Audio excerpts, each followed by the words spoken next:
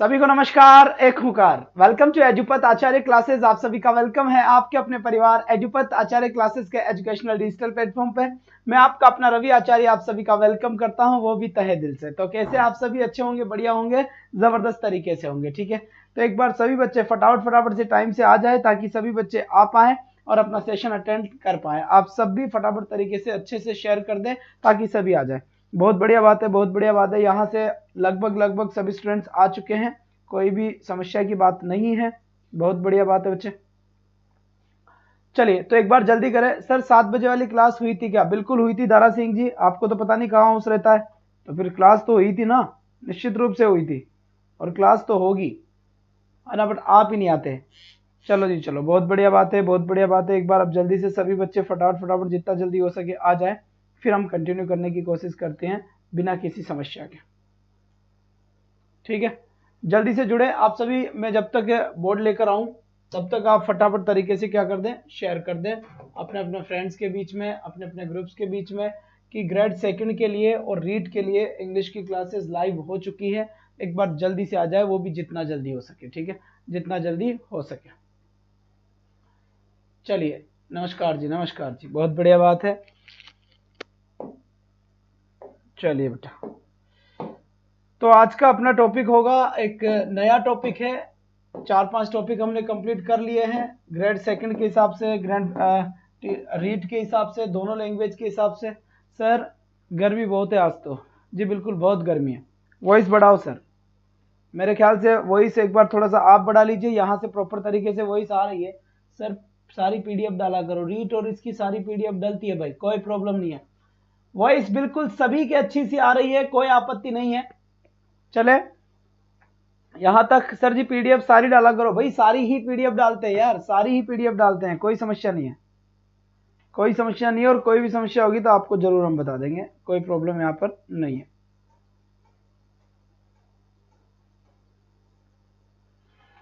चलिए एक बार जल्दी से बाकी बच्चे भी आ जाए, फिर हम सेशन की शुरुआत करते हैं, क्योंकि फिर समस्याएं आती है सर, समझ में नहीं आया, ऐसी कुछ समस्याएं आती है, वो मुझे फेस करनी पड़ती है। सर मेरी आवाज आ रही है क्या? अरे मीट पटरी, तेरी आवाज कैसे आएगी?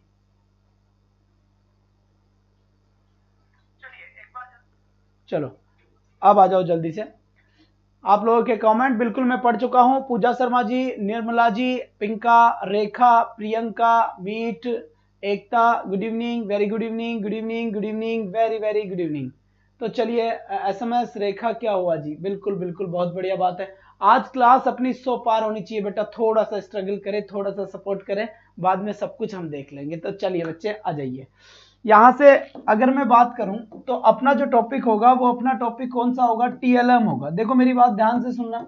कई सारे बच्चे ये कह दे कि सर टीएलएम हमारे सिलेबस में नहीं है, तो एक बात ध्यान रखना बेटा, ये टीचिंग मेथड्स है, और टीचिंग मेथड्स का मतलब होता है कि कैसे पढ़ाया जाता है। टीचिंग मेथड्स का मतलब होता है कि कैसे पढ़ाया जाता है और चीजों को किस तरीके से रिकॉल किया जाए, किस तरीके से अच्छे तरीके से उसके अंदर किया जाए। तो वो चीज यहां पर होती है, वो सारी की सारी चीजें यहां पर आनी है। इस बात का आप थोड़ा सा ध्यान रखें। बात मेरे ख्याल से आपके समझ में आ गई होगी। ठीक है, यहां तक कोई आपत्ति हो तो बताएं, जितना जल्दी हो सके उतना जल्दी बताएं। ठीक है बेटा, बहुत बढ़िया। वैसे आपको कोई आपत्ति नहीं होगी तो सबसे पहला क्वेश्चन यहां से निकल के आता है कि टीएलएम का फुल फॉर्म क्या होता है। अब जल्दी से इसका आंसर दे दे। मैंने कहा है कि टीएलएम का फुल फॉर्म क्या होता है, जल्दी से, जितना जल्दी हो सके उतना जल्दी आंसर दे दे। जल्दी से बताएं, मैं आप सभी के कमेंट पढ़ रहा हूं। चलो जी चलो, बहुत बढ़िया बात है। तो टीएलएम का फुल फॉर्म क्या होता है? डोरा मीनिंग से लिख लिया तेरा नाम की, बहुत अच्छी बात है। लैंग्वेज में है क्या? बेटा लैंग्वेज में हो या नहीं हो, पर टीचिंग मेथड में अपने इनडायरेक्ट क्वेश्चंस काफी पूछे जाते हैं, तो इनडायरेक्टली हमें पढ़ना पड़ेगा इनके पर्पस क्या है, क्योंकि पर्पस में पूछा जा सकता है। क्योंकि डायरेक्ट मेथड में ही आपने देखो इसका लिंक होता है। टीएलएम की जरूरत किस में पड़ती है? टीएलएम की जरूरत पड़ती है डायरेक्ट मेथड में। तो आपसे यह भी क्वेश्चन पूछा जा सकता है कि डायरेक्ट मेथड में टीएलएम की जरूरत पड़ती है या नहीं पड़ती। इसके बाद फिर आपसे यह भी क्वेश्चन पूछा जा सकता है कि टीसीजीएम मेथड में टीएलएम की जरूरत पड़ेगी या नहीं पड़ेगी ना। टीसीजीएम मेथड में टीएलएम की जरूरत पड़ेगी नहीं पड़ेगी, ये भी आपके लिए क्वेश्चन आ सकता है। तो ऐसे कई सारे क्वेश्चन है जो आपके लिए आ सकते हैं। बिल्कुल बिल्कुल, बहुत बढ़िया है। दूसरी बात, जल्दी ही आपके लिए साइकोलॉजी की क्लास लेकर आ रहा हूं, बाइलिंगुअल। जी बिल्कुल, कई बार क्या होता है, साइकोलॉजी हिंदी का वर्ड तो ठीक होता है लेकिन इंग्लिश का वर्ड जज नहीं कर पाते हैं।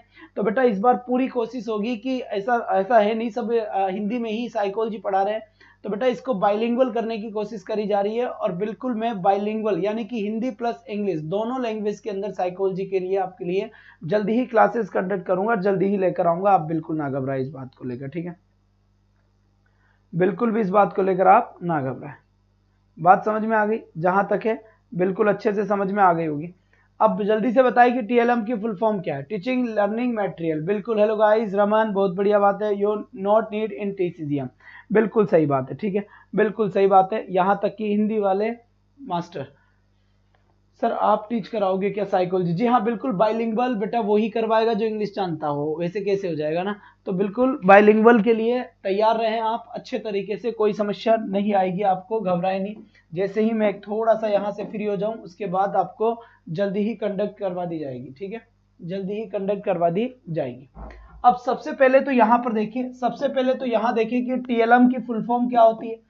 तो टीएलएम की फुल फॉर्म आपने मेरे सामने लिखी है बेटा, टीचिंग, क्या लिखी है? Teaching learning material. क्या लिखा?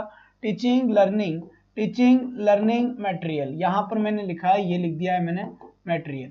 तो इसका मतलब ये हुआ कि टीएलएम उसे कहते हैं कि जो भी टीचिंग के अंदर क्या आती है, टीचिंग लर्निंग में जो मटेरियल काम में आता है उसे कहते हैं टीचिंग लर्निंग मटेरियल। पहली बात तो ठीक है। दूसरी बात, एक बात ध्यान से समझना कि टीचिंग लर्निंग मटेरियल की जरूरत कौन से मेथड में पड़ती है। तो ये बात भी आपको ध्यान रखना है, डायरेक्ट मेथड में पड़ती है या फिर टीसीजीएम मेथड में पड़ती है। जल्दी से बताएं कौन से मेथड में इसकी नीड होगी, कौन से मेथड में इसकी जरूरत होगी। तो यहां से ध्यान दें कि यहाँ पर टीसीजीएम मेथड में ट्रांसलेशन के थ्रू पढ़ाया जाता है। किसके थ्रू पढ़ाया जाता है? ट्रांसलेशन के थ्रू पढ़ाया जाता है। तो वो भी कौन सी लैंग्वेज में? वो भी हिंदी लैंग्वेज में ट्रांसलेशन करवाया जाएगा। या फिर मैं यहाँ पर एक बात बोलूं कि मदर टंग में, क्या मदर टंग में ट्रांसलेशन करवाया जाएगा। तो फिर यहाँ पर टीएलएम की जरूरत नहीं पड़ती, क्योंकि आप अगर हिंदी में ही बोल रहे हैं तो हिंदी में बच्चा अच्छे से समझ पाता है, कोई भी उसको समस्या नहीं होती है। लेकिन डायरेक्ट मेथड में आप किस में पढ़ाते हो? डायरेक्ट मेथड में आप इंग्लिश से पढ़ाते हो और इंग्लिश टू इंग्लिश ही पढ़ाते हो। यहां पर मातृभाषा का कोई रोल नहीं होता, और जहां पर मातृभाषा का रोल नहीं होता वहां पर क्लास को पिक्चराइज करना काफी ज्यादा इंपॉर्टेंट है, काफी जरूरत है पिक्चराइज करना क्लास को। बात समझ में आ गई होगी कि क्यों? क्योंकि समझ में जब ही आना है अच्छे से। और ये टीएलएम की जरूरत पड़ेगी तो बाजार वाला अपने चाचा तो लगते नहीं है ना, मार्केट वाले लोग अपने चाचा तो लगते नहीं है, तो इनके पैसे लेंगे अपने से। क्या लेंगे? अपने से पैसे लेंगे इसके, ठीक है। तो अपने से पैसे लेंगे तो यहाँ पर ये एक्सपेंसिव, या फिर मैं कहूँ ये थोड़ा सा एक्सपेंसिव मेथड है। एक्सपेंसिव का मतलब क्या हो गया? महंगा है, महंगा। क्यों? और ये क्या है? ये आपका चीफ है। ये क्या है? चीफ है आपका, कोई भी समस्या नहीं है। ये सस्ता मेथड है और ये महंगा मेथड है, क्योंकि उसमें पैसा ज्यादा लगता है। वॉल्यूम बिल्कुल बाकी सबको ठीक आ रही है। वीरेंद्र राठौड़ जी, आप ही को थोड़ी सी प्रॉब्लम है, तो मुझे लगता है शायद आप ही के मोबाइल में थोड़ी सी प्रॉब्लम हो। और जल्दी साइकोलॉजी की क्लास आपके लिए मैं लेकर आ रहा हूं, बाइलिंगुअल साइकोलॉजी की क्लास। जी हाँ बिल्कुल, बोथ लैंग्वेज के अंदर साइकोलॉजी की क्लास, दोनों ही लैंग्वेज में लेकर आ रहा हूं आपके लिए, हिंदी प्लस इंग्लिश को लेकर। जी हाँ, तो आप जल्दी ही तैयार रहें इस सिस्टम के साथ, जितना जल्दी हो सकेगा आपको। मुश्किल से 2-3 दिन में आपको साइकोलॉजी 3rd ग्रेड के लिए और 2nd ग्रेड के लिए और 1st ग्रेड के लिए तो है, क्योंकि 1st ग्रेड वालों के लिए तो आती ही इंग्लिश में है ना, वो इज डन है, क्योंकि उनके तो आती ही काय में है, इंग्लिश में है, तो वहां तो हिंदी का वर्ड ही नहीं आता। तो इसीलिए दोनों ही लैंग्वेज का अपन सिस्टम करने वाले हैं, कोई भी घबराने की बात नहीं है। तैयार रहें इस चीज को लेकर आप। बहुत बढ़िया, बहुत बढ़िया। चंदा जाट जी, काफी दिनों बाद आए हैं आप। जी हाँ, तो चलिए बेटा ना, चलो चलो चलो चलो चलो, बहुत बढ़िया बात है। यहां से चलो जी, ये लिख दिया साहब रीड और ये लिख दिया इंग्लिश। ओहो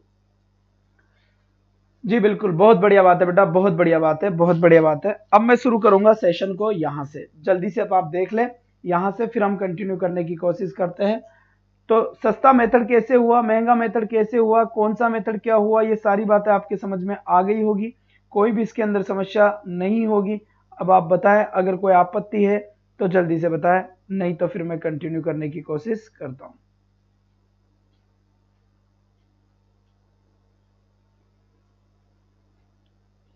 थोड़ा पानी पिला दीजिए सर, जल्दी करें।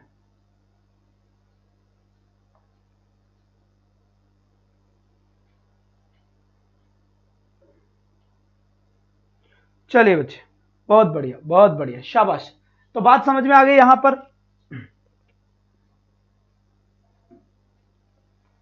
चलिए दूसरी बात यहां से हम देखेंगे कि टीचिंग लर्निंग प्रॉब्लम की नीड क्या है, ठीक है, वाई, इसकी जरूरत क्यों पड़ी, रीजन क्या है, और इसका पर्पस क्या है। इसका क्या है, पर्पस क्या है, ये तीनों चारों चीजें अपने जो अच्छी से देखनी पड़ेगी कि क्या पर्पस है इनका। पढ़ाओ सर, हाँ जी बिल्कुल, कोई प्रॉब्लम नहीं है, कोई भी प्रॉब्लम नहीं है, जल्दी से बस यही काम कर लेते हैं, ठीक है। अब यहां से बात समझ में आ गई कि सबसे पहले नीड क्या होती है, आवश्यकता क्या होती है, और आवश्यकता क्यों पड़ी, और फिर दूसरी बात इसका पर्पस क्या था बेटा, इसका उद्देश्य क्या था, ठीक है।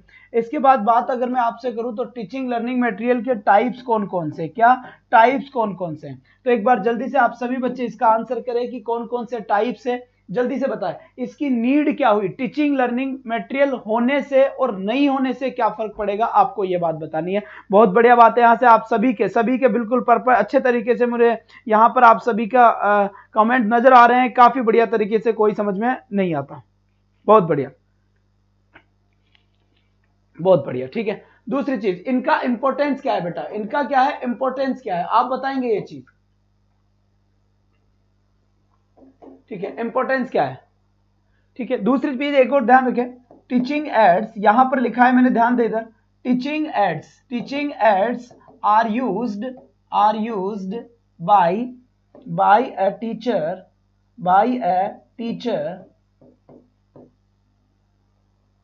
to make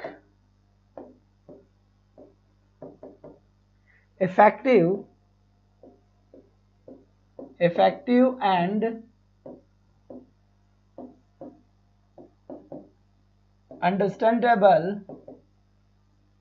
learning, या फिर मैं लिख सकता हूं यहां पर टीचिंग। मतलब क्या हुआ, इसका एक ही लाइन में गागर में सागर बनना जैसा सिस्टम हो जाएगा, बस ध्यान से समझ लेना इस बात को। यहां पर साफ साफ लिखा हुआ है कि टीचिंग एड्स आर यूज्ड, मतलब क्या हुआ, मतलब यह हुआ कि टीचिंग एड्स का यूज्ड बाय अ टीचर के द्वारा किया जाता है, टू मेक, बनाने के लिए, इफेक्टिव एंड अंडरस्टैंडेबल लर्निंग और टीचिंग। मतलब क्या हुआ, मतलब यह हुआ कि ज्यादा से ज्यादा टीचिंग को इफेक्टिव बनाने के लिए, अंडरस्टैंडेबल यानी कि समझने योग्य बनाने के लिए, टीचिंग समझ में जल्दी से आए, लर्निंग समझ में जल्दी से आए, बच्चा अच्छे से समझ पाए। कैसे, मान लीजिए टीचिंग एड्स की जरूरत क्यों पड़ती है, एक तो मैं बच्चों को कहूं कि मोबाइल, ठीक है, अब बच्चे को मैं मोबाइल दिखा नहीं रहा तो बच्चे को लर्निंग कम होगी यार, होता होगा मोबाइल क्या पता क्या है क्या नहीं है, क्योंकि उसने देखा ही नहीं कभी। पर अगर उसे इस तरीके से समझाया जाएगा कि दिस इज मोबाइल, मैं उसे मोबाइल पढ़ाते हुए मोबाइल दिखा भी रहा हूं जैसे कि ये मोबाइल है, तो बच्चे के दिमाग में क्या होगा, वो तस्वीर छपेगी। यहां से क्या छपेगी बेटा, तस्वीर छपेगी कि अच्छा इसको मोबाइल कहते हैं। तो ऐसी लर्निंग इफेक्टिव लर्निंग होती है। कैसी लर्निंग होती है, इफेक्टिव लर्निंग होती है। मेरे ख्याल से ये बात आपके समझ में आ गई होगी। तो इस एक बात में काफी इंपॉर्टेंट और काफी रहस्यात्मक बातें हैं यहां पर कि teaching aids are used by a teacher to make, क्या कि टीचिंग एड्स का यूज किया जाता है टीचर के द्वारा, क्यों किया जाता है, to make effective and understandable learning, है ना, इफेक्टिव लर्निंग बनाने के लिए, अच्छे से समझ में आए बनाने के लिए टीचिंग एड्स का यूज किया जाता है। अब आप मुझे बताएंगे कि यहां से देखो नीड का तो पता लग गया कि क्यों किया जाता है, ठीक है जी बिल्कुल। फिर इसके बाद ये बन गया कि पर्पज क्या है, ठीक है। अब आप बताएंगे इसके टाइप्स क्या है। तो जल्दी से एक बार सभी बच्चे जो पढ़े हुए हैं जिनको आता है वो इनके टाइप्स बताने की कोशिश करें, जल्दी से कोशिश करें। बहुत बढ़िया बहुत बढ़िया बहुत बढ़िया, शाबाश। चलो समझ पा रहा हूं मैं यहां से, जी बिल्कुल, बहुत बढ़िया बात है। चलो जी चलो, शाबाश बच्चे शाबाश। चलिए आ जाओ। अब चलो यहां से थोड़ा सा एक और चीज देख लेते हैं। आपके मेरे पास सही आंसर आए हैं, एकदम करेक्ट आंसर आपने दिए हैं, है ना। अब देखो इसका इंपॉर्टेंस क्या है, इसका इंपॉर्टेंस क्या है, किसका, TLM का इंपॉर्टेंस क्या है, इंपॉर्टेंस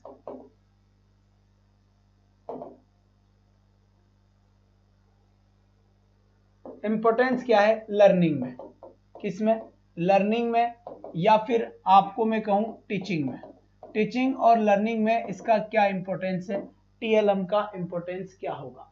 सबसे पहली बात, अगर टीचिंग लर्निंग मटेरियल का यूज किया जाएगा तो एक तो जो लर्निंग होगी वो लर्निंग कैसी होगी, इफेक्टिव लर्निंग होगी, इफेक्टिव लर्निंग होगी। और यही बात मैं बोल सकता हूं कि टीचिंग कैसी होगी, टीचिंग भी आपकी इफेक्टिव होगी, है ना, बच्चों के समझ में बहुत अच्छे से आएगा। जैसे जैसे इस चैप्टर में मैं भी यूज करूंगा, टीचिंग एड्स का यूज इस चैप्टर में मैं भी यूज करूंगा, और मैं आपको जो डायग्राम बना के समझाता हूं कभी कभी उसका यही कारण है, बिल्कुल यही कारण है उसका कि अच्छे से समझ में आए। ठीक है, Naveen Chaudhary ji good evening, very good evening, good evening dear.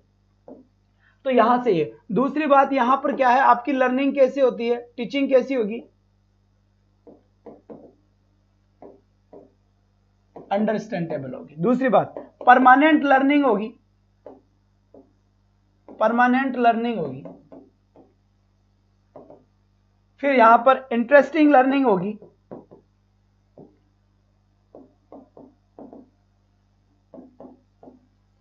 ठीक है। फिर यहां पर देखो नो बर्डन,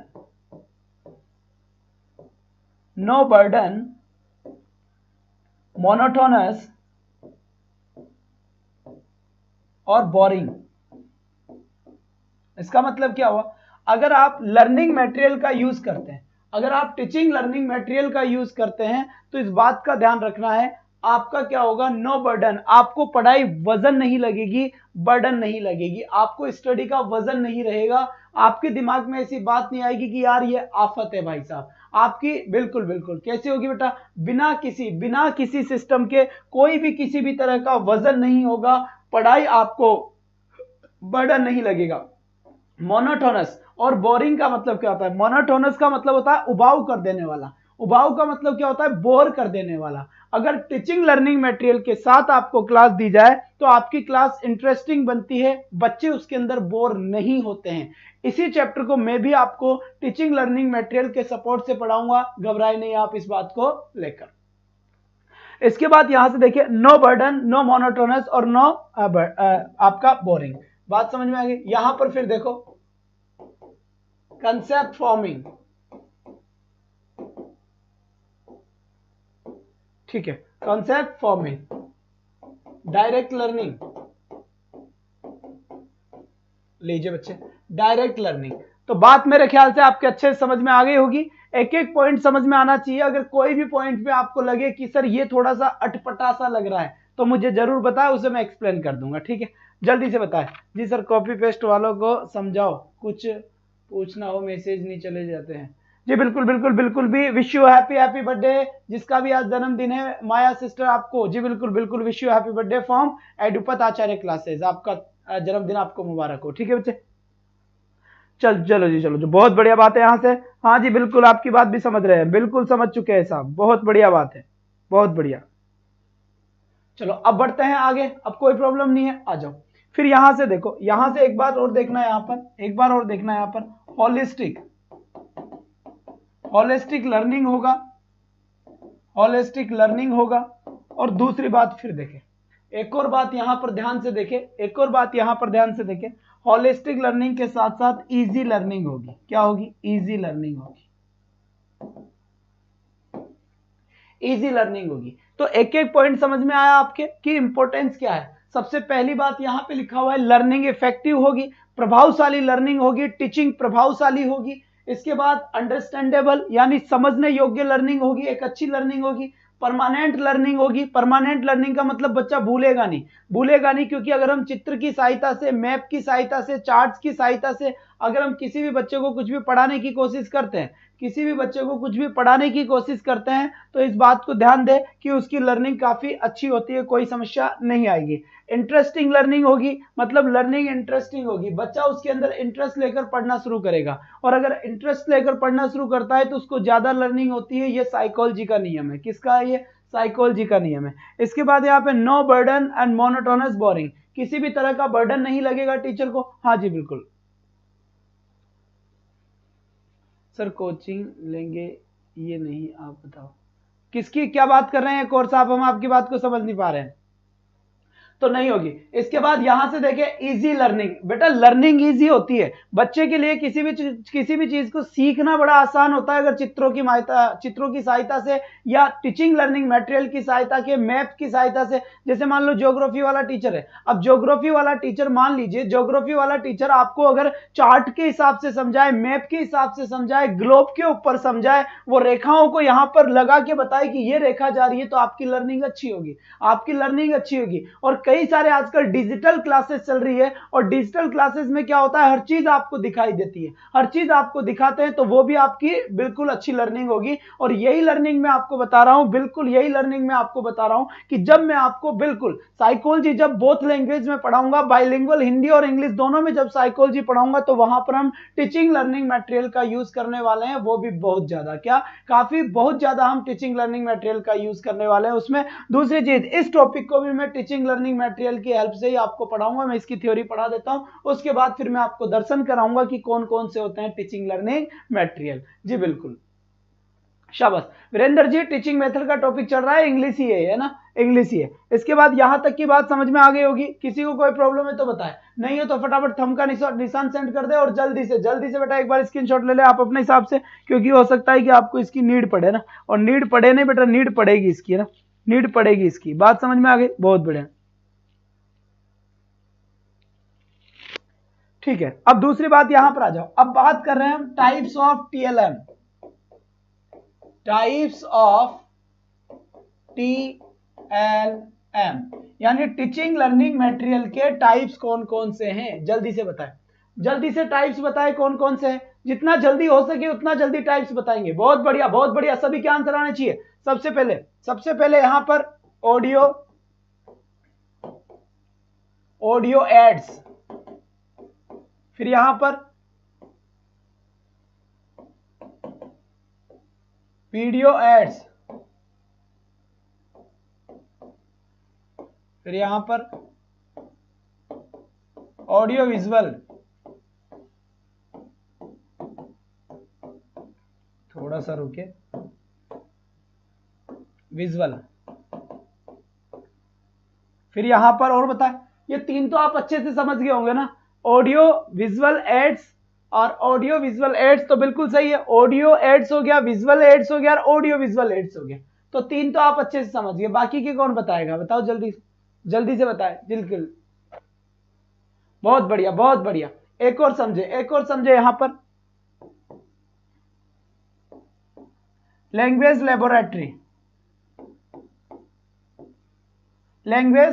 लेबोरेटरी, जी हाँ। इसके बाद एक और देख ले,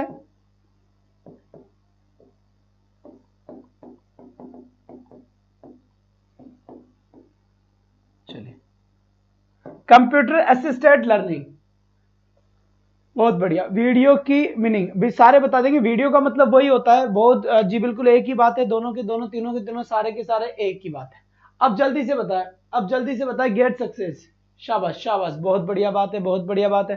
तो अब इनके सभी के आपके सामने आपके सामने बिल्कुल पांचों की पांचों चीज बताई गई है, इन सभी के आंसर आपको करने हैं कि क्या होगा और क्या नहीं होगा।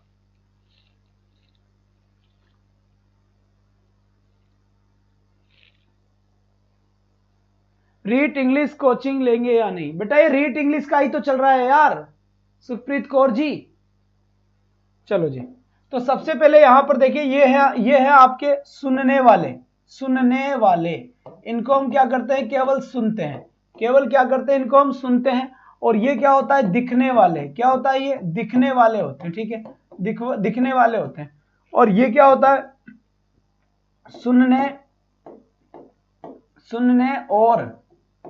सुनने और दिखने वाले दोनों ही होते हैं, ठीक है।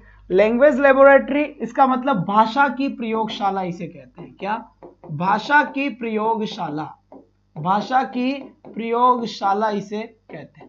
अब भाषा की प्रयोगशाला कैसे कहेंगे, भाषा की प्रयोगशाला का मतलब है कि जब किसी भी चीज को कोई भी बच्चा बोल रहा है, कोई भी स्टूडेंट, कोई भी लर्नर अगर किसी भी वर्ड को बोल रहा है तो क्या वो उस वर्ड को सही बोल रहा है, यानी कि मैं बात कर रहा हूं क्या वो उसका प्रोनाउंसिएशन सही कर रहा है,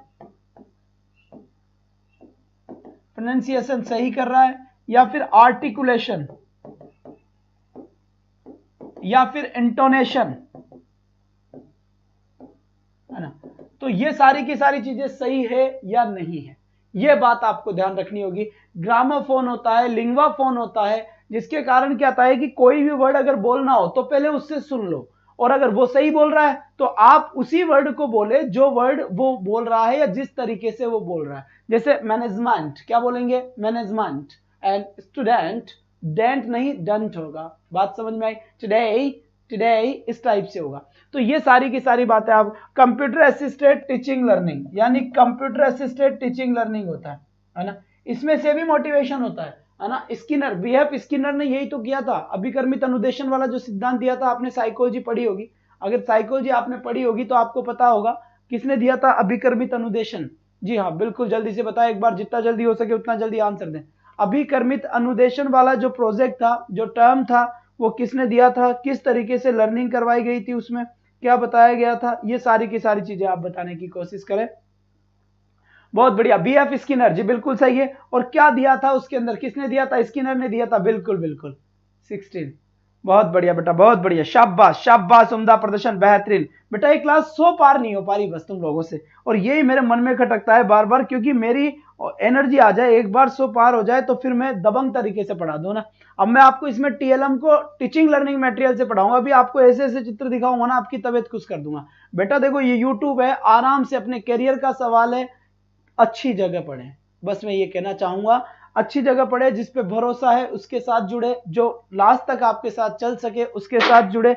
ये नहीं कि वादा कुछ और कर जाए और बाद में कुछ और कर दे, तो ये मामला बिल्कुल क्या है, गलत है। जी हाँ, एक बार से थोड़ा सा आइएगा। ओके, चलिए बस उसी की कोशिश में लगे हुए हैं, आप बिल्कुल ना घबराएं। आपका इसमें व्हाट्सएप स्कैन हो रखा है, तो मैं जैसे इसमें कोई फाइल अभी दूँ आपको तो उसमें आ जाएगी ना, एक फाइल में दे देता हूँ, इनको टीएलएम की फाइल है वो दिखानी है। वेट वेट वेट,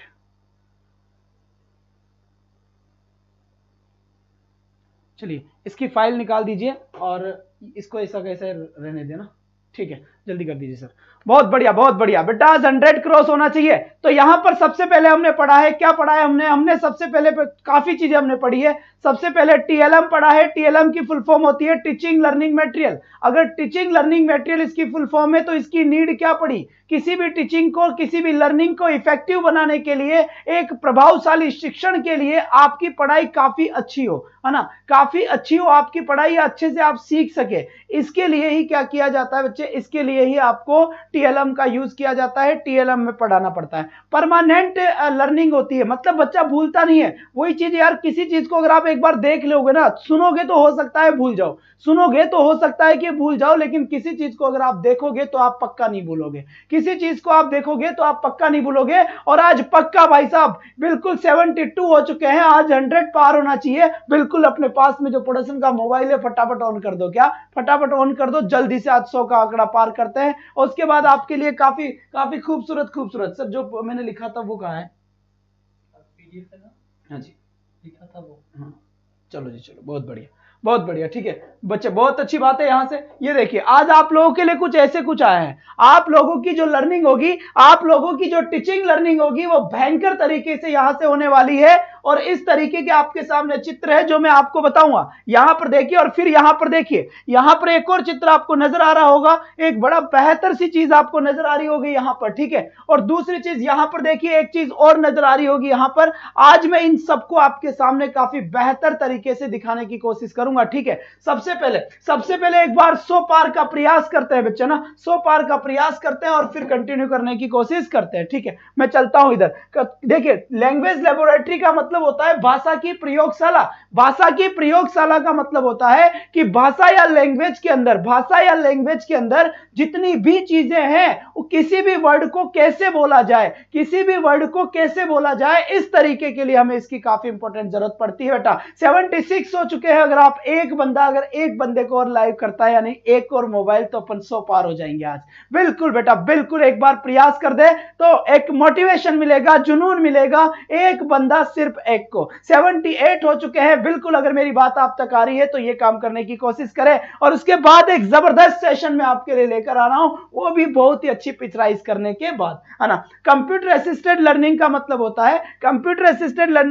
होता है कि अभिक्रमित अनुदेशन में, जैसे कंप्यूटर के ऊपर कोई भी बच्चा बैठा हुआ है, वो एक स्टेप पार करने के बाद में दूसरे स्टेप पे जाएगा, तो एक दूसरे स्टेप पार करने के बाद तीसरे पे जाएगा, तो पहली स्टेप में उसके लिए इतने से मार्क्स लाना जरूरी है, इतने से क्वेश्चन क्लियर करना जरूरी है, जितना बेटा वो आएगा। अदरवाइज ये काम नहीं होगा बेटा ना, अदरवाइज ये काम नहीं होगा। बहुत बढ़िया बात है, शाबाश, बहुत अच्छी बात है। यहां से बिल्कुल बेटा, बहुत बढ़िया। चलो जी, चलो, बात समझ में आ गई यहां पर? जी हाँ, चलो, बहुत बढ़िया बात है। शाबाश बच्चे, शाबाश, है ना। अब कुछ चीजें मैं आपको और बताने की कोशिश करूंगा, यहां पर सबसे पहले यहां पर देखिए, सबसे पहले आप यहां पर आइए, बिल्कुल ना घबराएं। यहां पर ऑडियो एड्स का मतलब होता है बेटा, ऑडियो एड्स का आज तो सर के लिए 100 करोड़। बिल्कुल। अरे एक ऐसी आवाज में फुर्ती आएगी, तुम देखना तो सही, मजा आ जाएगा, तबीयत खुश हो जाएगी। तुम भी सोचोगे कि वाह सर, आपके पास 100 के बार बेटा एंगल बदल जाता है पढ़ाने का, आवाज बदल जाती है पढ़ाने की। 75 मात्र कुछ ही दूरी पर है। एक बच्चा एक जितना करो, 100 क्रॉस होने के बाद फिर देखो मजा, ठीक है बेटा। बहुत बढ़िया, शाबाश बच्चे, शाबाश। तो बात समझ में आ गई यहां पर। अब देखिए यहां पर, जी हाँ,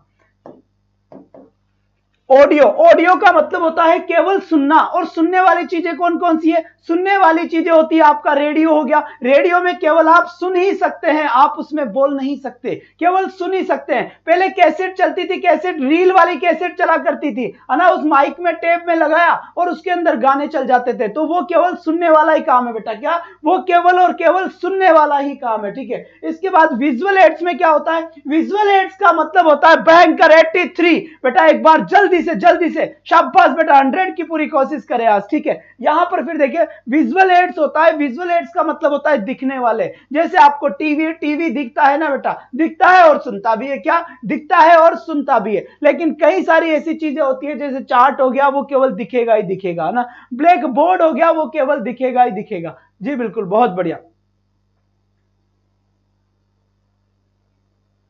सर। जैसे लाइव देख कर आपको, हाँ जी बिल्कुल, शैलजा शर्मा जी वेलकम है आपका, समझ गया मैं आपकी बात, चिंता ना करें आप, ठीक है। बहुत बढ़िया बात है। यहां से तो अब हम आगे बढ़ने की कोशिश करेंगे यहां से, ठीक है। अब यहां पर देखिए, अगर मैं आपसे ये पूछूं कि ब्लैक बोर्ड क्या है? ब्लैक बोर्ड होता है, व्हाइट बोर्ड होता है, तो ये कौन सी चीजें होती है? जल्दी से बताएं कि ब्लैक बोर्ड क्या होगा और व्हाइट बोर्ड क्या होगा। जितना जल्दी हो सके उतना जल्दी आप जवाब देने की कोशिश करें कि ब्लैक बोर्ड क्या होगा और व्हाइट बोर्ड क्या होगा। फटाफट बता दे बेटा, फटाफट बता दे, इतना टाइम ना ले। क्या? इतना टाइम ना ले। बहुत बढ़िया बात है, शाबाश बच्चे, शाबाश। चलिए, काफी अच्छी बात है। यहां से एक बेहतरीन बेटा, बेहतरीन, बहुत ही बढ़िया, शाबाश बच्चे, शाबाश। तो चलिए, अब हम आगे बढ़ने की कोशिश करते हैं, ठीक है। आगे बढ़ने की कोशिश करते हैं, यहां तक की बात समझ में आपके आ गई होगी। अब मान लीजिए मैं आपसे एक क्वेश्चन पूछता हूं कि बताओ ये व्हाइट बोर्ड क्या है? व्हाइट बोर्ड, या फिर इसे ही कहते हैं ब्लैक बोर्ड, ठीक है। मैंने यहां पे लिखा ब्लैक बोर्ड। क्या लिखा मैंने? ब्लैक बोर्ड लिखा। तो क्या आप मुझे बता सकते हैं कि ये व्हाइट बोर्ड और ब्लैक बोर्ड क्या होता है? क्या होता है व्हाइट बोर्ड और ब्लैक बोर्ड? ये आपका मात्र क्या होता है, इसमें आप देख सकते हो, आपका जो चौक होता है वो उसके ऊपर लिखता है। जो चौक होता है वो क्या होता है, उसके ऊपर लिखता है। इस बात को आप बिल्कुल ना भूले, बिल्कुल भी इस बात को आप नहीं भूले। बात मेरे ख्याल से बात समझ में आपको अच्छे से आ गई होगी, ठीक है। जी हाँ, दो विजुअल एड से, शाबाश। अब यहां पर देखिए, सबसे पहले यहां पर देखिए आपके सामने ये एक वर्ड लिखा हुआ है, ये एक वर्ड लिखा हुआ है, इसे ग्रामोफोन के नाम से जाना जाता है। किस नाम से जाना जाता है? इसे ग्रामोफोन के नाम से जाना जाता है। जी हाँ, आपने देखा होगा, कई जगह आपने सुना भी होगा, पढ़ा भी होगा और देखा भी होगा कि ग्रामोफोन क्या होता है। तो इसी की मैं बात करने वाला हूं आप लोगों से कि ग्रामोफोन होता क्या है और कैसे हम इसको क्लियर करते हैं, कैसे नहीं करते हैं। ये सारी की सारी चीजें आपकी तक यहां पर पहुंचेगी, घबराए नहीं बेटा ना, घबराए नहीं। तो ये है ग्रामोफोन, और ग्रामोफोन होता है, तो यहां पर देखिए, यहां पर देखिए, अगर कोई भी लर्नर हो, अगर कोई भी लर्नर है, मान लीजिए कोई भी लर्नर है, ठीक है, कोई भी स्टूडेंट है, कोई भी स्टूडेंट है, ठीक है, और कोई भी चाइल्ड है, कोई भी चाइल्ड है, कोई भी पीपल है, ठीक है, और वो किसी भी वर्ड को वो कैसे बोलना चाहता है? करेक्ट बोलना चाहता है। क्या बोलना चाहता है? करेक्ट बोलना चाहता है। वो चाहता है कि उसका प्रोनाउंसिएशन कैसा हो, उसका प्रोनाउंसिएशन काफी अच्छा हो। वो चाहता है कि उसका आर्टिकुलेशन कैसा हो, आर्टिकुलेशन उसका अच्छा हो। वो चाहता है उसका इंटोनेशन कैसा हो, तो उसका इंटोनेशन काफी बढ़िया हो। वो ऐसी चीजें अगर चाहता है, अगर वो ऐसी चीजें चाहता है, हाँ जी बिल्कुल, ये है भोपू, बिल्कुल सही बात है, ये है भाई साहब भोपू, एकदम एकदम बिल्कुल ये भोपू ही है। लेकिन ये भोपू बड़ा काम का है मेरे भाई, है ना, ये भोपू बड़ा काम का है, ये छोटा मोटा भोपू नहीं है, ये छोटा मोटा भोपू नहीं है। इस बात का ध्यान दे आप, बिल्कुल बिल्कुल बेटा, बहुत बढ़िया, शाबाश। तो यहां पर क्या होता है, यहां पर उस वर्ड को बोला जाता है, यहां से ये देखो, ये यहां पर ये इसका फिरेने का आ गया, और यहां पर ये मशीन ये रहा, ये इसका पूरा का पूरा बॉक्स है, और ये घूमने वाली चीज है, ये घूमने वाली चीज है। तो ये जैसे ही घूमता है वैसे इसमें साउंड प्रोड्यूस होता है। क्या प्रोड्यूस होता है इसमें? साउंड। साउंड क्या होगा? प्रोड्यूस होगा। क्या होगा बच्चे? साउंड प्रोड्यूस होगा। इसका मतलब साउंड निकलेगा, और अगर साउंड निकलेगा तो बच्चा साउंड को सुनेगा, और अगर बच्चा साउंड को सुनेगा तो ये कौन सा एड है? ये केवल मात्र ऑडियो एड से। मतलब क्या हुआ? ये केवल सुनने योग्य एड है। और आपके क्वेश्चन पिछली रीट में भी ये क्वेश्चन आया था, पिछली रीट में भी ये क्वेश्चन आया था, किसमें? लेवल फर्स्ट वालों के। क्या बच्चे? लेवल फर्स्ट वालों के ये आया था, यही क्वेश्चन आया था कि क्या किया जाए और क्या नहीं किया जाता है। तो यहां से जी बिल्कुल भी पड़ोसन गी भी क्लास ऑन कर दी, बिल्कुल कहां कर दी यार, 100 हो जाते हैं ऑन कर दे तो। अब 78 लोग मिलकर अगर सो नहीं कर पाएंगे तो फिर कौन करेगा बताएं? कभी तो समझ जाओ आगे। चलो बेटा, बहुत बढ़िया बात है, बहुत बढ़िया बात है। यहां से आप सभी के कमेंट बहुत अच्छे आ रहे हैं, कोई भी समस्या नहीं है। चलो कोई बात नहीं बच्चे, कोई बात नहीं, बहुत बढ़िया बहुत बढ़िया बहुत बढ़िया, शाबाश, बेहतरीन बेहतरीन बेटा बेहतरीन।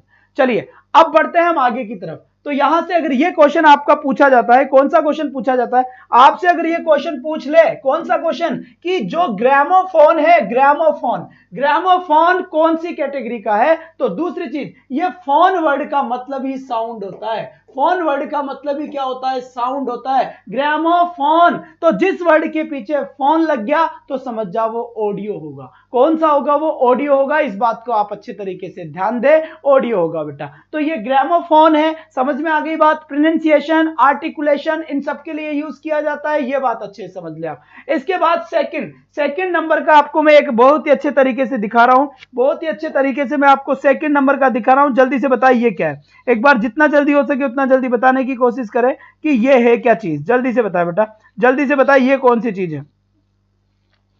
अब बताओ, यहां पर क्या लिखा हुआ है? लिंग्वा फोन लिखा हुआ है बेटा। क्या लिखा हुआ है यहां पर? लिंग्वा फोन लिखा हुआ है। जल्दी से, बहुत बढ़िया बेटा, लिंग्वा फोन यहां पर लिखा हुआ है। और ये लिंग्वा फोन क्या है? लिंग्वा फोन क्या है इसकी बात समझे। देखो यहां पर एक वर्ड लिखा हुआ है लिंग्वा, और लिंग्वा का मतलब होता है, लिंग्वा का मतलब होता है लैंग्वेज। क्या होता है बेटा? लैंग्वेज होता है। फोन का मतलब क्या होता है? साउंड। क्या होता है? साउंड। इसका मतलब ये भी कैसा ऐड होगा? फोन लग गया तो बच्चा ये भी ऑडियो एड्स होगा। क्या? ऑडियो एड्स होगा बेटा, ये भी ऑडियो एड्स होगा। इस बात को ध्यान दे, ये भी क्या होगा? ऑडियो एड्स होगा। इस बात को निश्चित रूप से ध्यान दे, बहुत बढ़िया बात है। यहां पर करेक्ट बात समझ में आ गई। इससे भी एक जो भी स्टूडेंट होता है वो स्टूडेंट क्या करता है, ये आपको प्रॉपर तरीके से दिख तो रहा है ना, प्रॉपर तरीके से दिख तो रहा है ना भाई, एक बार जल्दी से बता दे। इससे यही चीज है, क्या क्या चीज है? वही आपका प्रोनाउंसिएशन आपका ठीक करने के काम में आएगा, आर्टिकुलेशन ठीक करने के काम में आएगा, और इंटोनेशन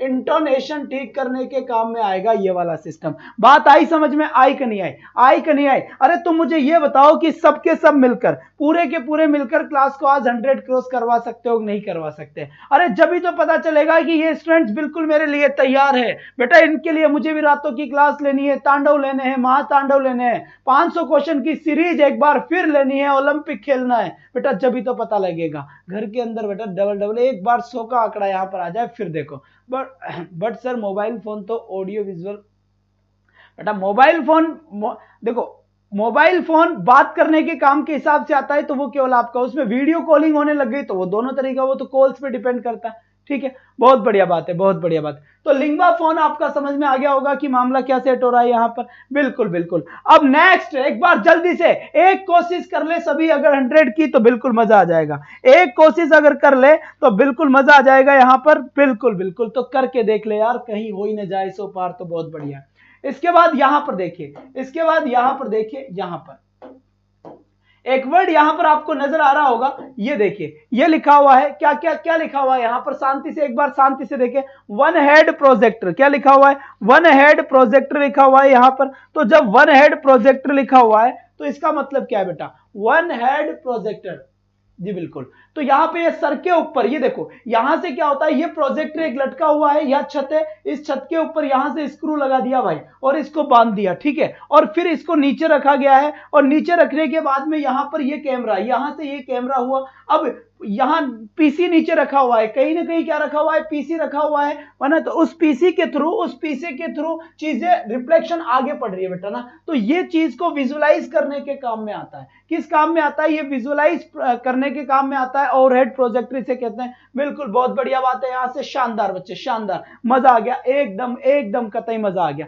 बिल्कुल बेटा बिल्कुल, 100 का प्रयास तो आप कर नहीं पाएंगे, मुझे दिख रहा है रिजल्ट 75 से क्रॉस नहीं हो रहा मामला। रोहित शर्मा अब आज 100 हो जाएंगे बेटा। कब होंगे 100? जब करेंगे, जब होंगे ना एक बच्चा, अगर एक बच्चे को और कनेक्ट कर ले, बिल्कुल सिर्फ एक और मोबाइल, तो 100 अपने आप हो जाए। थोड़ा सा शार्प काम करे ना, आ जाओ बेटा आ जाओ, क्योंकि एक एक आध तो अपने वो भी बढ़ा रहे हैं जो हमें देखना नहीं चाहते, फिर भी चला कर बैठे हुए हैं, फिर भी एक तो वो भी बढ़ रहा है ना, कई सारे हैं ऐसे। चलो, तो ये आपका किस टाइप का हो गया? ये आपका विजुअल एड्स हो गया। कौन सा एड्स हो गया? क्योंकि ये दिखाने के काम में आएगा, और अगर ये दिखाने के काम में आएगा तो ये विजुअल एड्स होगा बेटा। विजुअल क्या होगा? ये विजुअल एड्स हो गया। विजुअल एड्स हो गया भाई साहब। क्या? विजुअल एड्स ये चीज हो चुकी है, विजुअल एड्स ये चीज हो चुका है यहां से। बिल्कुल, बहुत बढ़िया बात है, बहुत बढ़िया। बिल्कुल बिल्कुल, मंजू बेनीवाल जी, ऐसे कहने से सो नहीं होता। अगर एक एक स्टूडेंट को लाइव करता अब तक सो हो चुका होता ना। ऐसे बार बार मैसेज यहां यहां यहां तो आप देख रहे हो जितने ही दिखेंगे, आप यहां कमेंट ना करें। जी हाँ, बहुत बढ़िया बात है, बहुत बढ़िया बात है। केवल और केवल मात्र एक स्टूडेंट, एक और सेल फोन, बस। चलो जी, अब यहां पर देखो विजुअल एड्स हो गया, तो आपसे पूछा जा सकता है, आपसे ये पूछ सकता है कि बताओ ये प्रोजेक्टर किस कैटेगरी का क्वेश्चन है या किस में आता है। बहुत बढ़िया बात है। यहां से बिल्कुल एकदम बात समझ में आ गई होगी, एकदम बात समझ में आ गई होगी। किसी को आपत्ति हो तो बताए। मेरे ख्याल से कोई आपत्ति नहीं है, मेरे ख्याल से कोई भी आपत्ति यहां पर आपको नहीं होनी चाहिए। किसी को प्रॉब्लम? नो प्रॉब्लम, बिल्कुल। फिर यहां पर देखिए, एक यहां पर स्लाइड प्रोजेक्टर लिखा हुआ है। क्या? स्लाइड। अब ये स्लाइड प्रोजेक्टर क्या होता है? ठीक है, स्लाइड प्रोजेक्टर का मतलब क्या होता है मैं समझाता हूं, है ना, मैं समझाता हूं। देखो, सबसे पहले तो इस वर्ड को आप समझ जाओ कि स्लाइड क्या होता है। स्लाइड तो आप समझ ही गए, स्लाइड पीपीटी में बनाते हैं तो ये क्या? ये सब स्लाइड है। देखो ये फोटो, देखो देखो स्लाइड क्या होती है? स्लाइड होता है ये, फिर ये फोटो आ गई, फिर ये फोटो आ गई, फिर ये फोटो आ गई, फिर ये फोटो आ गई। तो यही क्या होता है? स्लाइड फोटो होता है। स्लाइड प्रोजेक्ट इसे कहते हैं। प्रोजेक्टर के थ्रू हम दिखाते हैं, एक एक करके आती है, वही स्लाइड होती है, दिखाने के ही काम में आती है, इसीलिए विजुअल है बेटा। क्या? इस छुटकू मियां इस बात का ध्यान रखना, छोटे फटाफट इस बात का ध्यान रखना, ये विजुअल है। क्या है ये विजुअल है। बात समझे इस बात को, विजुअल एड्स की काउंटिंग में आता है ये, और विजुअल एड्स की काउंटिंग में आता है, इस बात का ध्यान रखें। और मैं आपको अच्छे से और समझा देता हूं कि स्लाइड प्रोजेक्टर किसे कहते हैं, है ना। स्लाइड प्रोजेक्टर किसे कहते हैं मैं आपको और एक बार, थोड़ा सा मेरे पास एक चीज है तो उसके थ्रू मैं आपको अच्छे से समझा सकता हूं, इस बात को आप ध्यान दें। मिले जब तो दिखाऊं, मिले नहीं तो काहे दिखाऊं।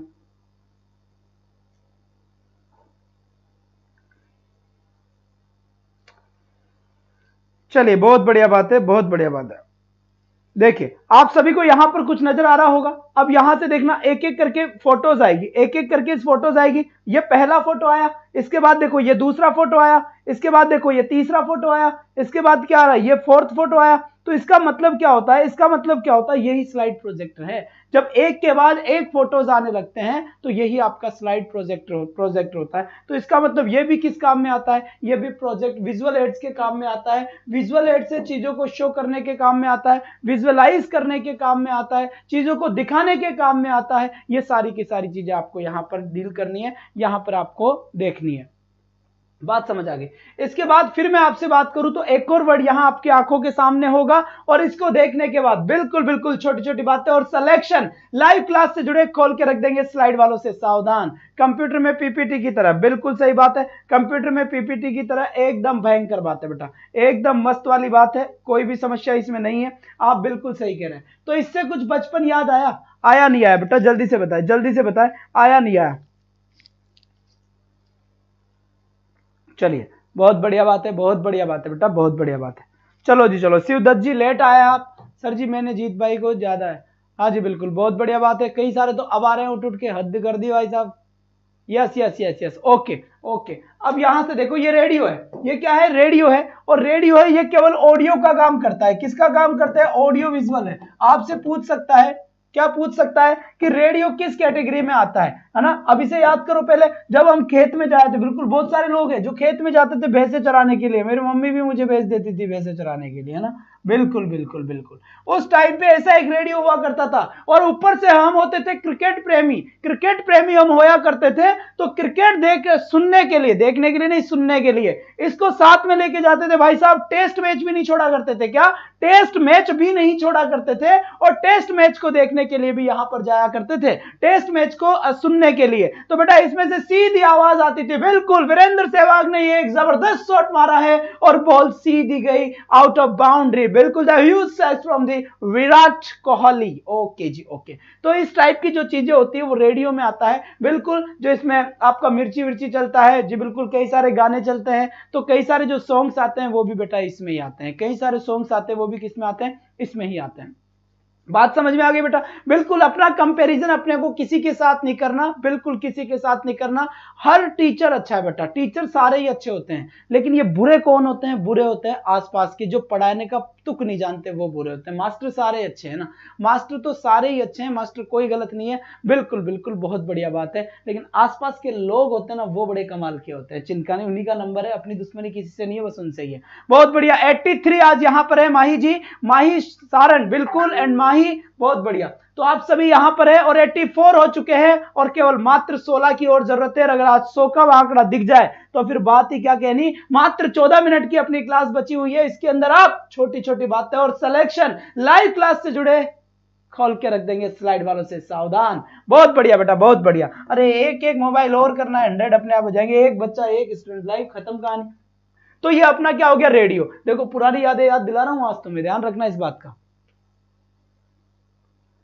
चलिए इसके बाद फिर मैं बात करता हूं, यहां पर ये क्या लिखा हुआ है बेटा, ये क्या लिखा हुआ है ना, ये क्या लिखा हुआ है, यहां पे लिखा एपिडियोस्कोप। ये क्या है, देखो ये भूत बंगला क्या है, बड़ा खतरनाक डरावना सा चित्र है ना, बड़ा खतरनाक डरावना सा चित्र नजर आ रहा है आज। अब यहां से देखिए जी, बिल्कुल बिल्कुल, इसका किस काम में आता है, ये किस काम में आता है, ये चीजों को इनलार्ज करने के काम में आता है। इनलार्ज का मतलब क्या होता है, बड़ा बड़ा, क्या बड़ा बड़ा दिखाने के काम में आता है, ये बड़ा बड़ा दिखाने के काम में आता है। ये इसका स्टैंड है, देखो ये और ये पड़ा है इसके ऊपर प्रोजेक्टर, भयंकर तरीके से चीजों को बहुत बड़ा दिखा देता है ना, चीजों को बहुत ही बड़ा दिखा देता है। टीचर ऑडियो यूज, कोई वीडियो, लेकिन रवि सर जी ऑडियो वीडियो दोनों तरीके यूज करते हैं जी, बिल्कुल आप चिंता ना करें, पढ़ाने के अंदर जहां जहां मुझे जरूरत पड़ेगी। और बाइलिंगुअल साइकोलॉजी और स्टार्ट करूंगा आप लोगों के लिए, हिंदी में तो काफी सारे पढ़ाते भी है, लेकिन अब हम साइकोलॉजी पढ़ेंगे एक नए तरीके से, मैं खुद आपको पढ़ाऊंगा इसमें, और बाइलिंगुअल पढ़ाऊंगा, इंग्लिश का यूज करते हुए पढ़ाऊंगा, क्योंकि कई सारे टर्म्स होते हैं जो पूरे के पूरे टर्म आपको इंग्लिश में ही समझ में आएंगे।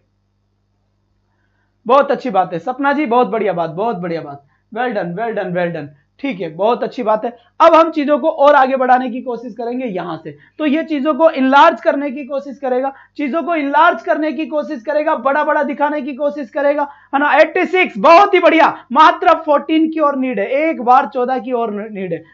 माई सर के चैनल पर आप इंग्लिश डाउट पर ले, बहुत बढ़िया बात है बेटा, बहुत बढ़िया। रचना जी अब आइए, अभी तक सो हो चुके होते अगर सब टाइम पे आ जाए, बेटा सब कुछ टाइम पे आ जाए। अमित सर कोचिंग वाले पे नहीं पढ़ाते हो क्या? बेटा पढ़ाते तो अब तक क्लास वही लग रही होती ना, यहाँ पढ़ा रहा हूँ इसका मतलब यही है, कोचिंग वाले भी यही है, दूध वाले भी यही है, और सब कुछ यही है, हमारा घर बार भी यही है ना। तो बिल्कुल अब सब कुछ यही है, पहले सब कुछ ही वही था, तो बेटा जहां काम करते हैं सब कुछ वही होता है ना, तो अब तो सब कुछ ही यही हुआ, क्योंकि अब यहाँ काम करते हैं तो अब क्या ही बोले।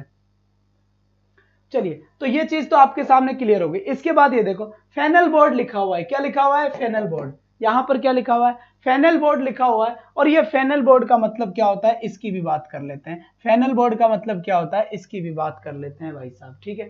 फेनल बोर्ड, फेनल बोर्ड का मतलब कई जगह इस टाइप का बोर्ड होता है, स्कूल में आपने देखा होगा ना, स्कूल में आपने देखा होगा जहां पर ग्रीन बोर्ड, बिल्कुल सही है। यहां पर हम कोई सूचना, कोई नोटिस अगर देना होता है, कोई नोटिस अगर देना होता है, कोई नोटिस अगर लगाना होता है, तो हम यहां पर, जी बिल्कुल,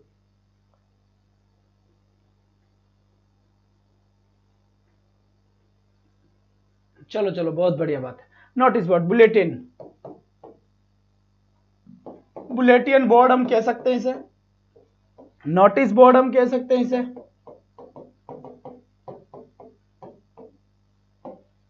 और ये किस काम का आता है? ऐसे इसके ऊपर खबर लगा दी जाती है, कोई भी एक पेज टांग दिया जाता है इस पे ऐसे, कि नोटिस बोर्ड लगा दिया जाता है इस टाइप का, ये इस काम में आता है, ठीक है। ये आ गया, बात समझ आ गई यहां पर? बहुत बढ़िया बहुत बढ़िया बहुत बढ़िया बेटा ना, बिल्कुल बिल्कुल सही बात है, कोई प्रॉब्लम नहीं है यहां पर। इसके बाद फिर यहां से देखिए, यहां पर लिखे हुए हैं फ्लैश कार्ड्स, क्या लिखा हुआ है? Flash cards.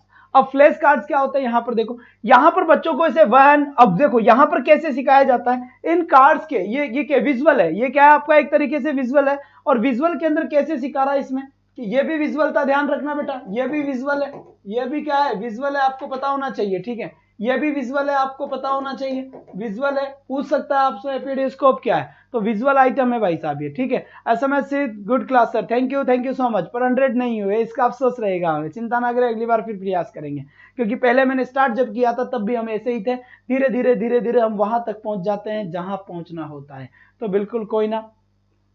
चलो जी, अब यहां से यहां पर देखें, यहां से यहां देखें, अब यहां पर देखो ये फ्लैश कार्ड्स होते हैं, फ्लैश कार्ड जैसे हम बचपन में ताश खेला करते थे, तो जब ताश खेला करते थे तो ताश के अंदर कई माचिस की जो माचिस आती थी, मैच बॉक्स आता था, उसके भी बनाकर खेल लेते थे, तो उसके ऊपर कुछ फोटोज होते थे, या फिर हम फोटोज खेलते थे कि ये प्रियंका चोपड़ा का है, ये दिव्या भारती का है, ये संजय दत्त का है, ये सलमान खान का है, तो इस टाइप से भी हम कई सारी चीजें देखा करते थे, ठीक है। तो इसमें क्या होता है, इसमें विजुअल एड्स है, ये भी कैसा एड्स है? ये भी विजुअल एड्स है, कैसा एड्स है बच्चे? ये विजुअल एड्स है, इस बात का ध्यान दें।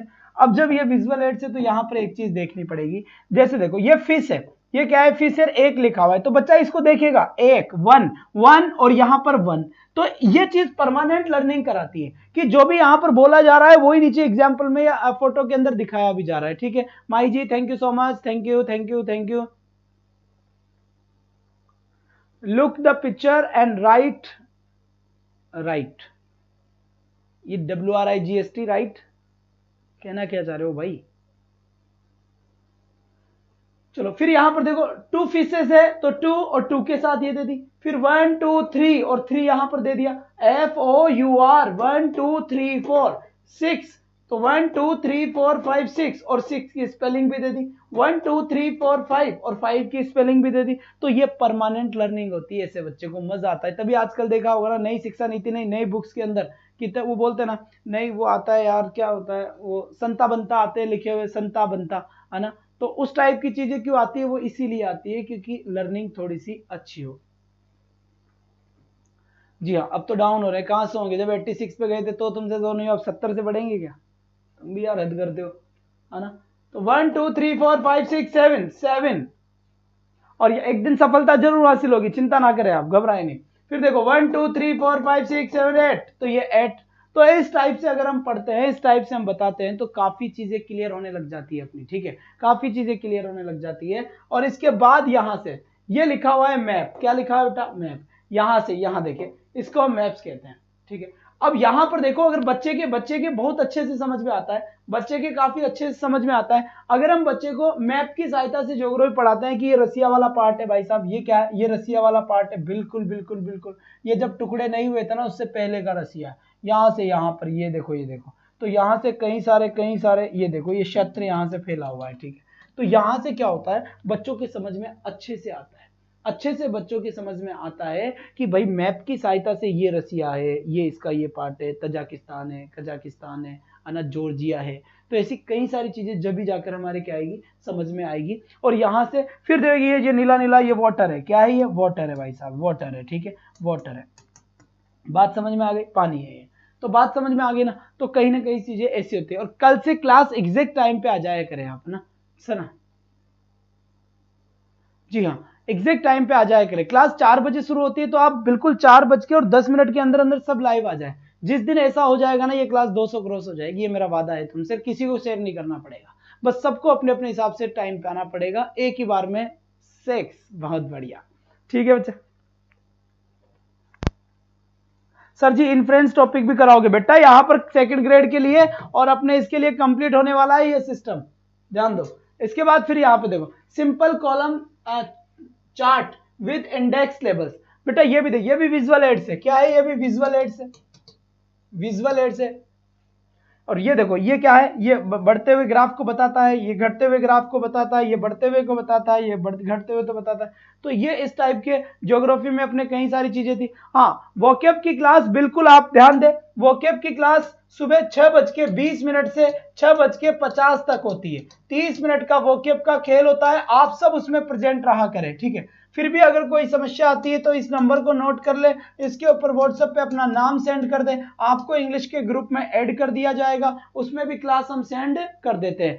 सुबह की क्लास काफी इंपॉर्टेंट क्लास है बेटा, बिना वोकैब सिलेक्शन पॉसिबल नहीं है, क्योंकि वोकैब सब छोड़ के आते हैं। सोचो जो सब छोड़ के आए अगर हम उसको कर ले तो फिर सिलेक्शन होगा कि नहीं होगा। सिलेक्शन कभी भी उस क्वेश्चन से नहीं होता कि वो कर रहा है तो हम भी कर रहे हैं, उससे तो बराबर होते हैं। वो गलत करे या फिर वो छोड़े और हम उसे सही करें, तब जाकर सिलेक्शन होगा। यहां पर तो इस टाइप का है, विजुअल है। इसके बाद देखो यहां पर पिक्चर फोटो, क्या लिखा हुआ है, पिक्चर फोटो लिखा हुआ है, बिल्कुल। ये क्या है, ये एक लड़की है यहां बैठी हुई है और ये इंतजार कर रही है, ठीक है, बिल्कुल बिल्कुल, सनम कब आओगे, ये क्या कर रही है, इंतजार कर रही है। और जब ये इंतजार कर रही है तो पिक्चर फोटो है, तो ये भी आपका क्या है, विजुअल है, ये भी आपका क्या है, विजुअल एड्स होगा, विजुअल एड्स होगा। क्यों होगा विजुअल एड्स, क्यों होगा, क्योंकि ये भी दिखने के काम में होती है, ठीक है। बहुत बढ़िया बात है यहां से, बहुत बढ़िया बहुत बढ़िया बहुत बढ़िया। चलिए इसके बाद फिर यहां से देखिए, ये पपेट समझ गए होंगे आप, ये वीडियो कैसेट है, यहाँ पर ये कैसेट है, यहाँ पर ये कैसेट है, यहाँ पर ये कैसेट है। इसका मतलब अभी काफी कुछ बाकी है, काफी कुछ बाकी है, काफी कुछ बाकी है भाई साहब, काफी कुछ बाकी है, ठीक है, कोई बात नहीं। जितना हमने देखा है उतना ठीक है बेटा, जितना हमने देखा है उतना बिल्कुल सर करवाओगे सब कुछ, बिल्कुल निशा जी, मेरा वादा है आप सभी से, मैं ये वादा करता हूं कंप्लीट कोर्स करवाऊंगा, ग्रामर, लिटरेचर और टीचिंग मेथड। इसके बाद में फोनेटिक, वर्ड स्ट्रेस, और सेकंड ग्रेड की क्लास स्पेशल चलती है रात को 9 बजे से, रात को 9 बजे से ग्रेड सेकंड के लिए क्लास चलती है 9 से 10, इंग्लिश ग्रेड सेकंड वालों के लिए, और ग्रामर कोई भी पढ़े यहां पर चलती है, ठीक है। हिंदी, संस्कृत, हर सब्जेक्ट की क्लास मिलेगी, वो भी बिल्कुल फ्री में, क्या, वो भी बिल्कुल फ्री में। दूसरी बात एक और ध्यान देखिए, वोकैब की क्लास सुबह शुरू होती है 6:20 पे, 6:20 से 6:50 तक वोकैब की क्लास चलती है। 30 मिनट में 15-20 नए वर्ड हम पढ़ के आराम से मजे से पढ़ लेंगे, ठीक है बेटा। अब आपकी होगी क्लास किसकी, पॉलिटी की, जी हाँ बिल्कुल, पॉलिटी के बाद फिर बाद में अपन कल मिलेंगे, या फिर मैं मिलूंगा आपसे 9 बजे, 9 से 10 ग्रामर की क्लास में। बेटा क्लास को ज्यादा से ज्यादा शेयर करें, अपने कॉन्टेक्ट में अपने मिलने वाले को यह चीज जरूर बताएं कि रवि आचार्य सर एडुपत आचार्य क्लासेस में पढ़ाते हैं। जो वेट कर रहे हैं मेरा किसी दूसरी जगह, उनके ये बात जरूर बोले कि रवि आचार्य सर एडुपत आचार्य क्लासेस में पढ़ाते हैं। और अब आपकी पॉलिटी की क्लास होगी, जी हाँ बिल्कुल, पॉलिटिकल साइंस की क्लास होगी रीट वालों के लिए। थैंक यू, पढ़िए सर। धन्यवाद सर।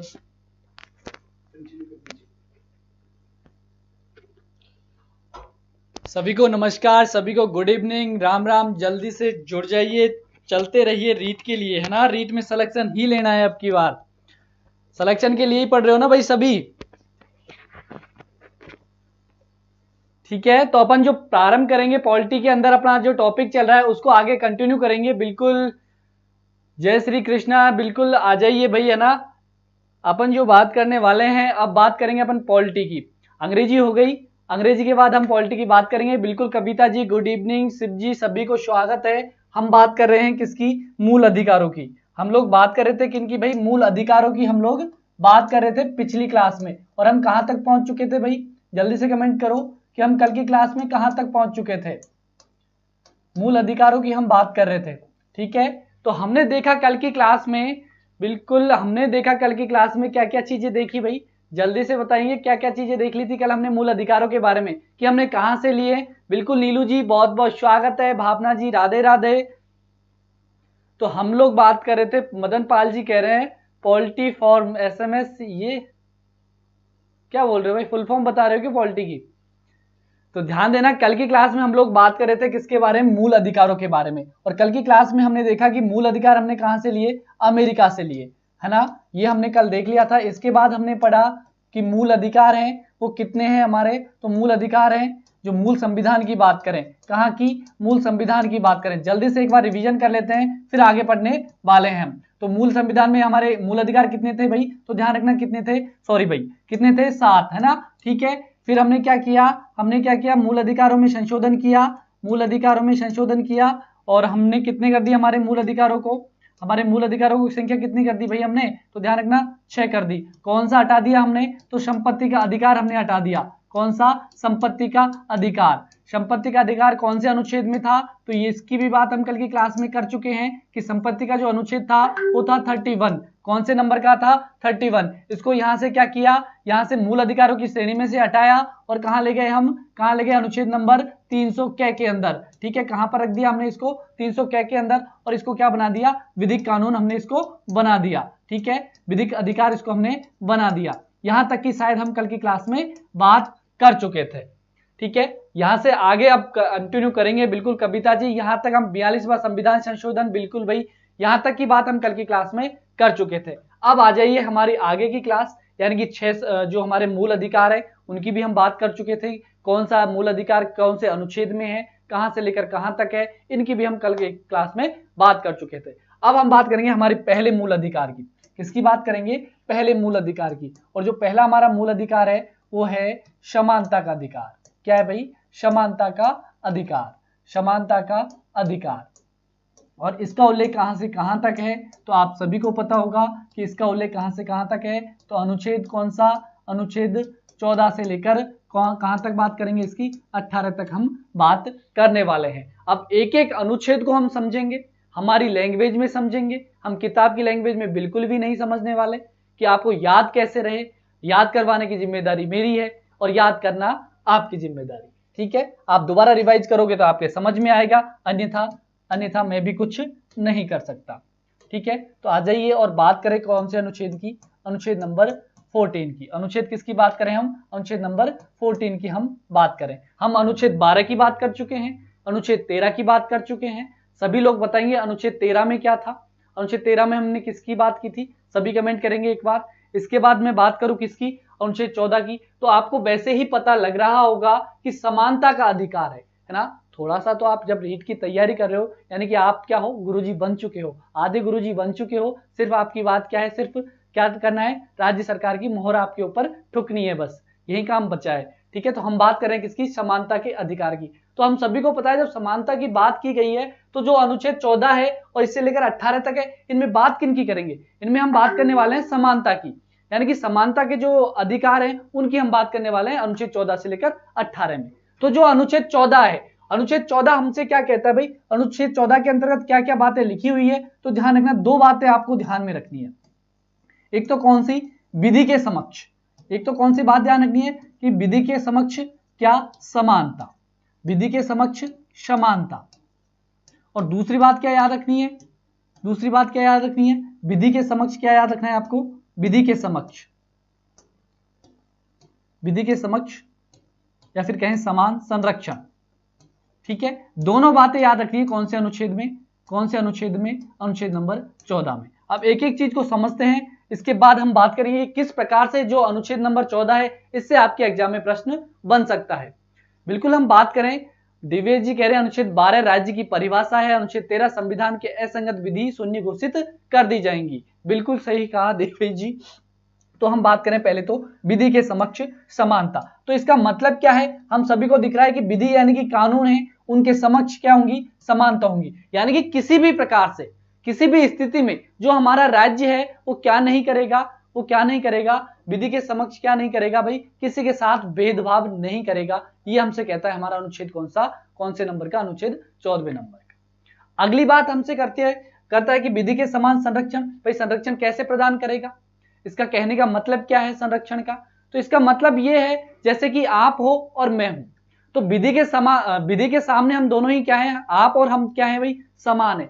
अगर मैंने कोई दोष किया है तो उसकी सजा भी मुझे वही मिलेगी जो आपको मिलने वाली है, ये नहीं कि मुझे तो सजा कम मिलेगी और आपको ज्यादा मिल जाएगी, या फिर आपको ज्यादा मिलेगी मुझे कम मिल जाएगी। बिल्कुल कंचन गहलोत जी, बहुत बहुत स्वागत है आपका, गुड इवनिंग आपको भी।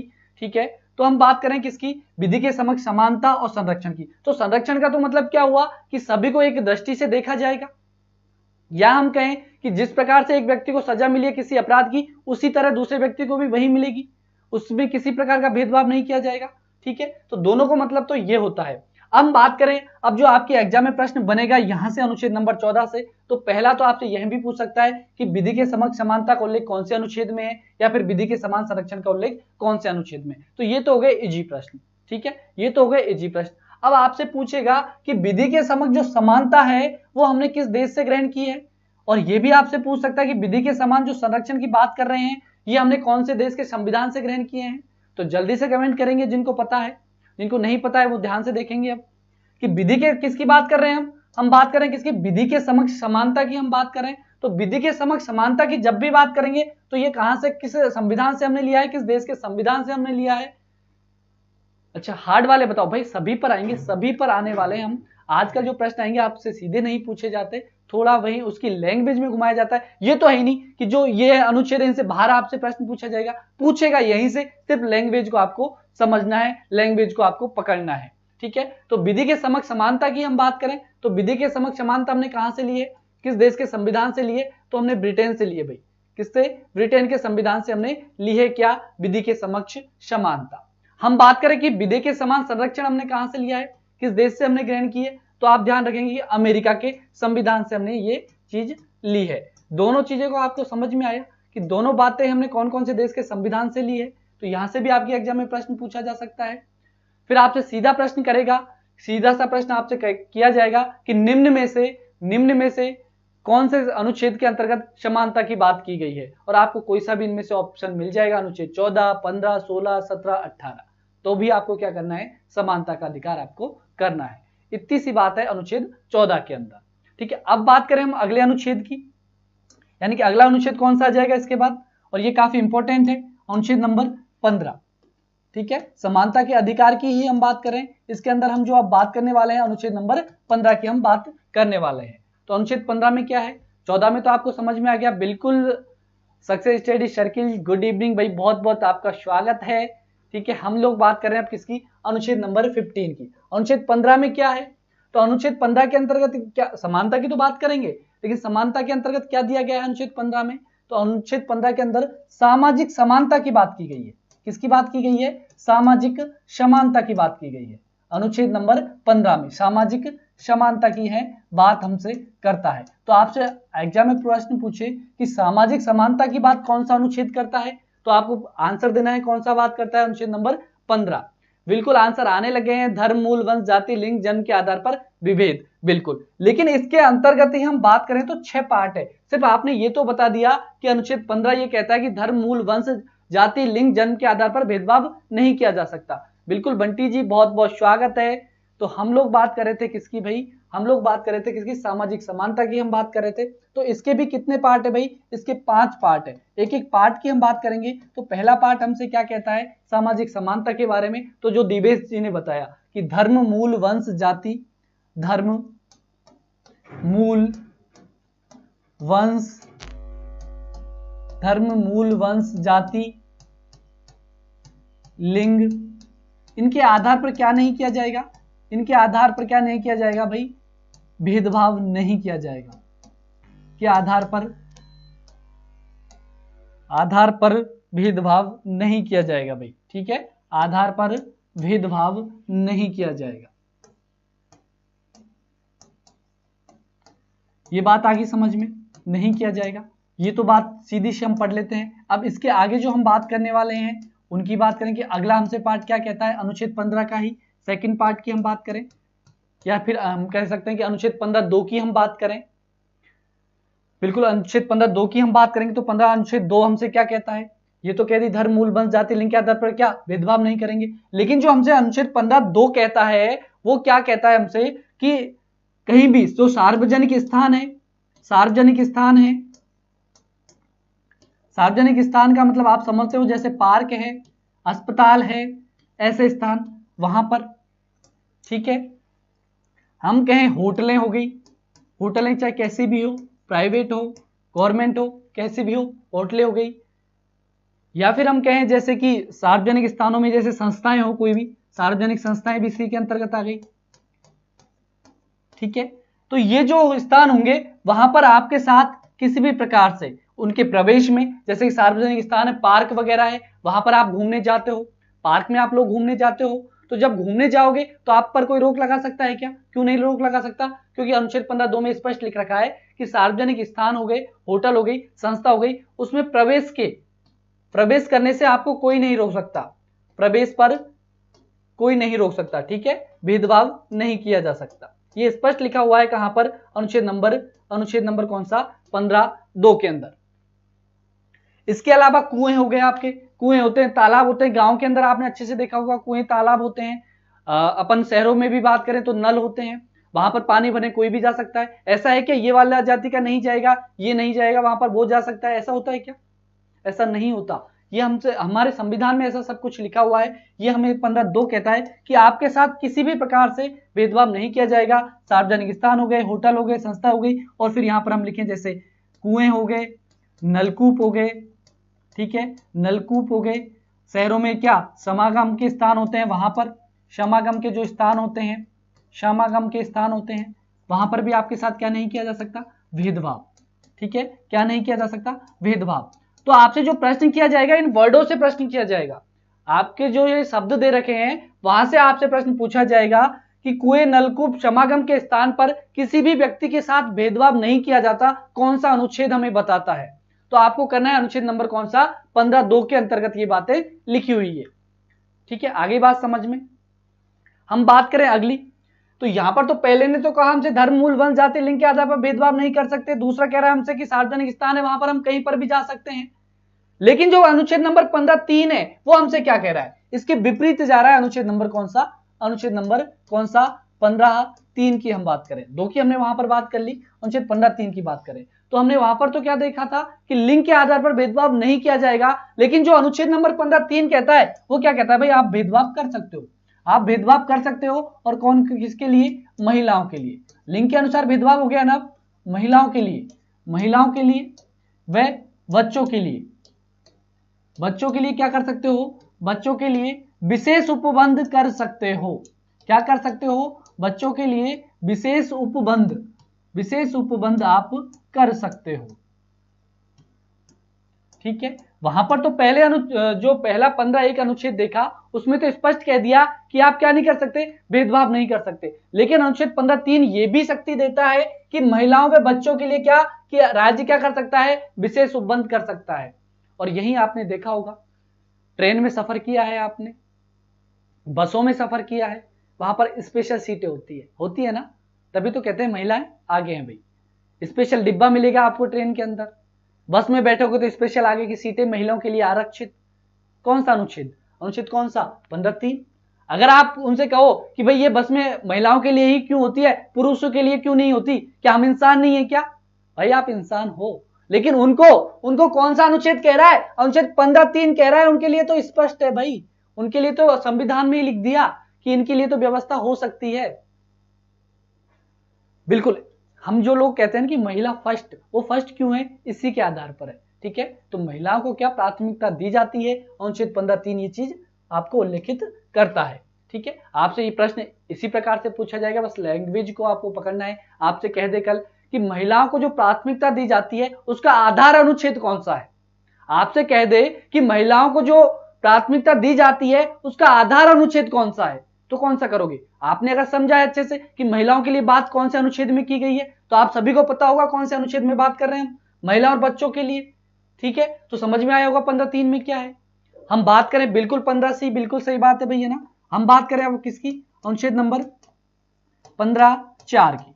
3 की बात आपके समझ में आ गई। अनुच्छेद 15(4) की बात करें, आप सीधा आपसे ये नहीं पूछेगा 15 की, आपसे अंदर से भी प्रश्न किया जा सकता है। इसलिए एक एक अनुच्छेद को आपको अच्छे से समझना है कि किस अनुच्छेद में क्या क्या बातें लिखी हुई है। ऐसा नहीं है कि इतना हार्ड भी है।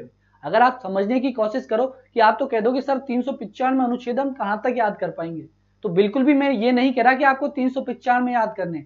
अरे जो एग्जाम में आते हैं वो तो याद कर सकते हैं हम लोग, और उनको भी ये नहीं कि किताबी लैंग्वेज में समझे कि बिल्कुल जैसे लिख रखा है ऐसे कैसे हमको रटना है। अरे रटना बिल्कुल भी नहीं है। अरे पहला तो कौन सा कहता है, पहला अनुच्छेद तो हमसे क्या कहता है कि भेदभाव नहीं किया जाएगा, यानी लिंग जाति धर्म के आधार पर भेदभाव नहीं किया जाएगा। दूसरा कह रहा है कि हम पार्कों में जा सकते हैं, घूम सकते हैं हम, ठीक है, होटलों में जा सकते हैं, खाना खा सकते हैं, कोई भी नहीं रोक सकता हमको। कौन सा अनुच्छेद 15(2) कह रहा है हमसे।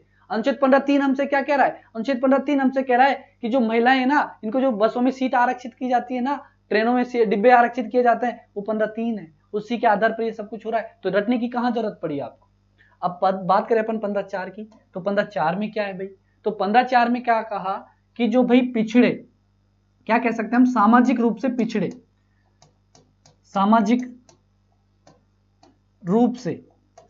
रूप से पिछड़े वर्गों के लिए, पिछड़े वर्गों के लिए राज्य क्या कर सकता है, पिछड़े वर्गों के लिए राज्य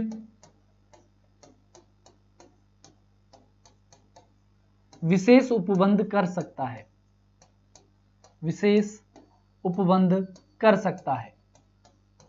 आगे बात समझ में, कौन सा अनुच्छेद, आपसे कह दे कि अनुच्छेद नंबर 15(4) में क्या है, तो आपके समझ में आई होगी। ये चीज आपको जरूर ध्यान में रखनी है, मैं बार बार बोल रहा हूं, चलो इसको दूसरे पेन से ही अंडरलाइन करते हैं, है ना। ठीक है, आपको ये जरूर ध्यान रखना है सामाजिक रूप से, क्योंकि यहां पर दो बातें आएंगी। पहले अभी समझना है आपको सामाजिक रूप, और एक आर्थिक रूप से भी आगे प्रश्न देखने को मिलेगा आपको, तो वो भी आपको समझना है। अगर आपसे पूछे कि सामाजिक रूप से पिछड़ेपन की बात कहां पर की गई है, तो वो बात कही गई है अनुच्छेद 15(4) के अंतर्गत। और क्या कहा है कि ऐसा कोई वर्ग है जो पिछड़ा हुआ है सामाजिक दृष्टि से, तो क्या किया जाएगा भाई, तो क्या किया जाएगा, विशेष उपबंध उसके लिए राज्य कर सकता है। वो राज्य की इच्छा है कि वो क्या उपबंध करना चाहता है, ये राज्य की इच्छा पर छोड़ दिया गया है। बिल्कुल राज्य, बहुत बहुत स्वागत है आपका, बहुत बहुत स्वागत है। तो सामाजिक रूप से पिछड़ेपन के आधार पर जो राज्य उपबंध करते हैं वो कौन सा अनुच्छेद है, 15(4) है भाई। अब हम बात करें अनुच्छेद 15(5) की, कि 15(5) में क्या है। अनुच्छेद नंबर 15(5) की हम बात करें, अनुच्छेद 15(5) हमसे क्या कहता है, तो ध्यान रखना अनुच्छेद 15(5) के अंतर्गत क्या लिखा हुआ है। 15(5) में जो एसटी एससी है, उनको जो आप कॉलेज वगैरह में एडमिशन लेते हैं, कॉलेज में एडमिशन लेते हो, आपके लिए सीट स्पेशल होगी भाई। बिल्कुल लोक नियोजन की बात करेंगे, बिल्कुल दिवेश जी लोक नियोजन की बात करेंगे, आप गलत बता रहे हो, अगले अनुच्छेद की बात करेंगे। अभी हम जो बात कर रहे हैं अनुच्छेद नंबर 15(5) की बात कर रहे हैं, और इसमें सामाजिक जो आपको समानता दी गई है उन्हीं की हम बात करते हैं। ठीक है, तो जो अनुच्छेद 15(5) है ये हमसे क्या कहता है कि जो आपके महाविद्यालय होंगे, कॉलेज होंगे, स्कूल होंगे, उनमें एससी एसटी के लिए क्या होता है, जब एडमिशन लेते हैं तो उसके लिए आपके लिए सीट आरक्षित होती है कि नहीं होती।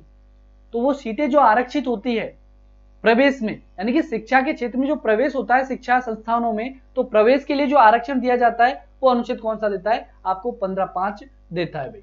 ठीक है, कौन सा अनुच्छेद देता है भाई, 15(5) आपको ये आरक्षण प्रदान करता है। तो आपको बात समझ में आएगी। 15(5) की बात करें तो 15(5) में क्या है भाई, एससी एसटी को शिक्षण संस्थानों में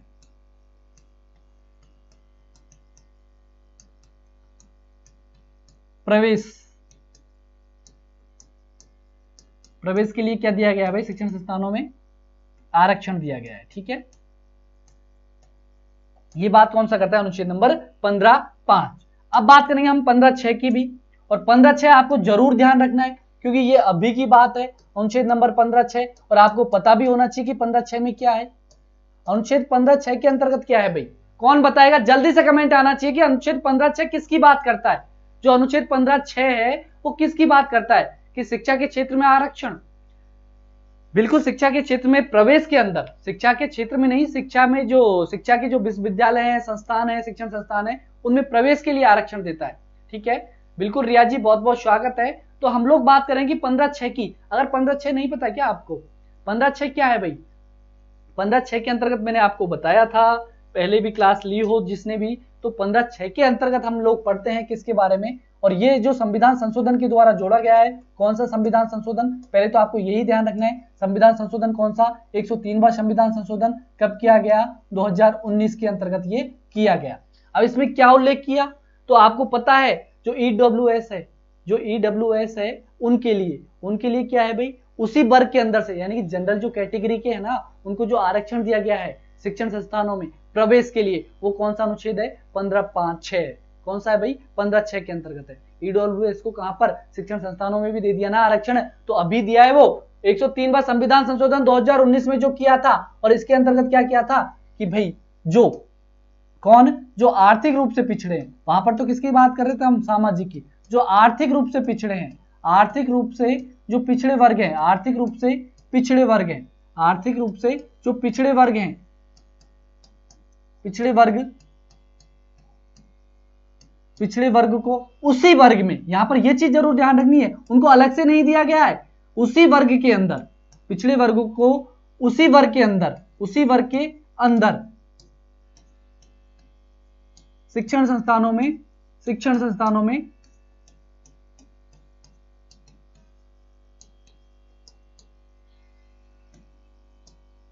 प्रवेश के लिए आरक्षण, ठीक है। तो ये भी कौन सा अनुच्छेद कहता है हमसे? यानी कि जो जनरल कैटेगरी के हैं उनके लिए जो आरक्षण प्रदान करता है कॉलेजों में एडमिशन के लिए, वो कौन सा करता है भाई? कौन सा करता है? अनुच्छेद नंबर 15(6) देता है। ये कब जोड़ा? तो संविधान संशोधन 103वां 2019 में किया गया मोदी सरकार के द्वारा। वही ये आर्थिक पिछड़ेपन के आधार पर, ठीक है भाई, बिल्कुल आर्थिक पिछड़ेपन के आधार पर। और उसी वर्ग में से कितना आरक्षण मिलेगा ये भी ध्यान रख लेना। अगर पूछ ले कि मैक्सिमम कितना आरक्षण दे सकते हैं तो 10%।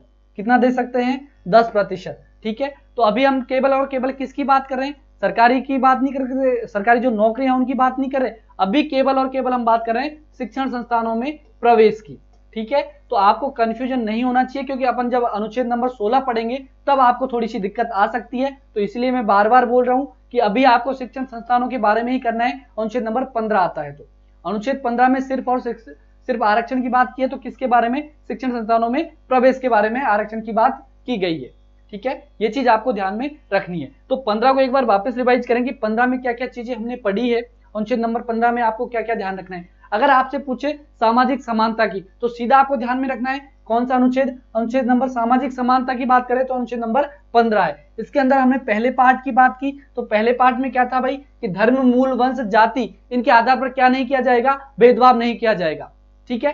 दूसरे में हमने बात की कि सार्वजनिक स्थान हो गए, जैसे पार्क हो गए आपके, और भी घूमने करने की बहुत सारी चीजें हैं, वहां पर आप जा सकते हो, कोई भी आपको प्रवेश करने से रोक नहीं सकता। यह अनुच्छेद हमको 15 दो शक्ति देता है, अधिकार देता है, ठीक है। इसके अलावा हम बात करें जो होटलें हैं, संस्थाएं हैं, ठीक है, शिक्षण संस्था सरकारी संस्थाएं हैं, उनके अंदर भी आप क्या कर सकते हो? प्रवेश कर सकते हो। इसके बाद हमने बात की कि कुएं हो गए, नलकूप हो गए, समागम के स्थान हो गए, वहां पर भी आपको कोई भी जाने से नहीं रोक सकता, अगर वो निजी नहीं है। अगर वो निजी नहीं है तो भी आप वहां पर जा सकते हो। 15(1) में जन्म स्थान भी आएगा। अच्छा, जन्म नहीं लिखा क्या? मूल, वंश, मूल, अच्छा ये लिख दिया ना, मूल, वंश, ठीक है भाई, है ना। निवास स्थान भी लिख देते हैं भाई, ठीक है, बिल्कुल सही कहा, निवास स्थान, है ना, निवास स्थान। 6 चीजें होंगी, 6 चीजें हो गई क्या भाई? 1 2 3 4 5 6 चीजें हो गई, बिल्कुल ध्यान रखना। 6 चीजें हैं, कौन कौन सी? धर्म, मूल वंश, मूल जाति, मूल निवास, और मूल निवास आ गया, लिंग आ गया, ठीक है। इनके आधार पर क्या नहीं किया जाएगा? भेदभाव नहीं किया जाएगा। इसके बाद हमने सार्वजनिक की बात कर ली, ठीक है। इसके बाद हमने बात की किसके बारे में? 15(3) के बारे में। और इसमें मैंने आपको बताया कि महिलाओं को जो आरक्षण दिया जाता है या फिर महिलाओं को जो प्राथमिकता दी जाती है वो कौन से अनुच्छेद के द्वारा दी जाती है? 15(3) के द्वारा दी जाती है। इसके बाद हमने 15(4) की बात की और 15(4) में आपको बताया कि सामाजिक रूप से पिछड़ेपन के आधार पर राज्य जो विशेष उपबंध करता है वो अनुच्छेद कौन सा है, 15(4). तो आपसे पूछा जाएगा कि कौन सा अनुच्छेद है जो पिछड़े वर्ग के लिए विशेष उपबंध करने के लिए क्या करता है भाई, उपबंध करता है। तो कौन सा अनुच्छेद है भाई, तो 15(4) अनुच्छेद है। अगर 15(5) की हम बात करें तो 15(5) के अंदर क्या है भाई, निवास स्थान और मूल निवास दोनों अलग अलग है। बिल्कुल निवास स्थान मूल निवास, अच्छा क्या बोल रहे हो भाई, ठीक है वापिस आते हैं, पीछे वापिस आते हैं। एक तो धर्म हो गया, ठीक है, एक तो धर्म हो गया, एक तो धर्म हो गया भाई, एक मूल वंश हो गया, ठीक है, मूल जाति हो गई, ठीक है, और मूल निवास हो गया भाई, ठीक है, और लिंग हो गया। और क्या चाहिए भाई आपको, 2 2 4 5 हुए क्या, एक कौन सी बात लगी भाई, जाति, लिंग, निवास स्थान, मूल वंश, धर्म, 5 ही बातों का उल्लेख है फिर, है ना, 5 ही बातों का उल्लेख है। तो मूल तो इसमें ही लगाया मैंने, मूल जाति हो गई, मूल वंश हो गया, मूल निवास हो गया, लो भाई, ठीक है। तो एक ही तो बात की मैंने, अलग अलग कहाँ की, अलग अलग मैंने कहाँ की बात भाई, रिया जी बिल्कुल। अब 15(5)(6) की बात करें तो ये कौन से संविधान संशोधन के द्वारा, देखो 3 ही थे मूल संविधान में, चलो ये भी आप समझ लो यहीं पर, 3 तो क्या थे हमारे मूल संविधान में थे, ये सारे हमने बाद में जोड़े हैं, ये सारे हमने बाद में जोड़े हैं। 15(4) जोड़ा था हमने पहले संविधान संशोधन 1956 के द्वारा, ठीक है, पहले संविधान संशोधन 1956 के द्वारा ये चीज हमने जोड़ी गई थी। पूजा शर्मा जी कह रही है निवास एंड मूल डिफरेंस कैसे है सर, मूल के मैंने कब कहा भाई, मूल निवास कहाँ लिखा, मूल वंश लिखा है, ये तो मूल वंश लिखा है, मूल जाति लिखी है और मूल निवास लिखा है भाई। मैंने कहा कि मूल निवास और अलग अलग कहाँ लिखा है मैंने, मूल निवास मैंने कहाँ लिखा है भाई, मूल वंश एक ही है, ये मूल वंश है और मूल निवास है। जो मूल निवास है उसके आधार पर, मूल जाति के आधार पर, इसके आधार पर भेदभाव नहीं किया जाएगा, ठीक है। बिल्कुल आ गई बात समझ में आप लोगों के बात समझ में आ गई क्या भाई, एक ही बात मैंने लिखी है, अलग अलग बात मैंने नहीं लिखी भाई। हम आगे की बात करें तो ये बात होगी हमने कि कब जोड़ा, ये भी मैंने आपको बता दिया कि 3 तो मूल संविधान में थे, तो चौथी बात है 15(4) है, ये हमने जोड़ा पहले संविधान संशोधन 1956 के द्वारा। फिर हम बात करें किसकी, 15(5) की, तो ये हमने जोड़ा था 93वें संविधान संशोधन, कब किया था हमने, 2005 में किया था, ठीक है, 5 में किया था, लेकिन जो लागू हुआ था वो 2006 में हुआ था। तो ये चीज भी आप ध्यान रखना कि आपको कहीं आपको 6 भी मिल सकता है, तो 6 के अंदर ये लागू हुआ था, ठीक है, और किया कब था, 2005 के अंदर। तो ये चीज भी आपको ध्यान में रखनी है। और ये वाला अनुच्छेद तो मैंने आपको बता ही दिया कि कब किया गया था, 103वां संविधान संशोधन 2019 के द्वारा। बिल्कुल 93 में बताया, पूजा जी बिल्कुल सही कहा आपने। और इसमें जो आपको ईडब्ल्यूएस वर्ग है उसको जो आरक्षण प्रदान करता है वो कौन सा अनुच्छेद करता है, तो ध्यान रखना 15(6) ये करता है। अब आगे की बात करें हम, तो हमारा कौन सा कंप्लीट हुआ, अनुच्छेद नंबर 14-15 कंप्लीट हो गया। अब अनुच्छेद 15-16 की बात करें हम, अनुच्छेद 16 की बात करें तो इसमें लिखा हुआ है कि लोक नियोजन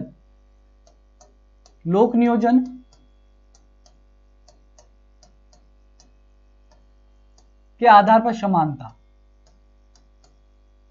इसका मतलब क्या हुआ, लोक नियोजन के आधार पर समानता का मतलब क्या हुआ भाई, समानता की हम बात कर रहे हैं किसमें, लोक नियोजन में। तो आपको लोक नियोजन थोड़ा सा वर्ड अटपटा लगेगा, लेकिन आपको याद करना है कि लोक नियोजन किसको कहते हैं, इसको समझना है। तो जो आप गवर्नमेंट नौकरी की जो तैयारी कर रहे हो, आप जो गवर्नमेंट नौकरी की तैयारी कर रहे हो, यानी कि सरकारी सेवाओं की जो आप तैयारी कर रहे हो, उसके अंदर जो आरक्षण आपको दिया गया है, बिल्कुल लोक नियोजन के अवसरों में जो समानता मिलती है उन्हीं की बात करें भाई। सरकारी नौकरी, बिल्कुल जो सरकारी नौकरियां हैं उनमें जो आपको आरक्षण दिया जाता है वो अनुच्छेद नंबर कौन सा देता है, अनुच्छेद 16 आपको ये आरक्षण देता है, ठीक है। तो जो पहला अनुच्छेद हम पढ़ेंगे इसके अंतर्गत 16(1) के अंतर्गत जो हम बात करेंगे वो बात इसी की करेंगे कि वही मूल जाति, धर्म, लिंग इनके आधार पर क्या नहीं किया जाएगा, सरकारी सेवाओं में आपसे किसी भी प्रकार का भेदभाव नहीं किया जाएगा। लेकिन आपको पता है कि किया जाता है, उसकी भी हम बात करेंगे क्यों किया जाता है, ठीक है। लोक नियोजन के अवसर में समानता भाई, है ना, ठीक है।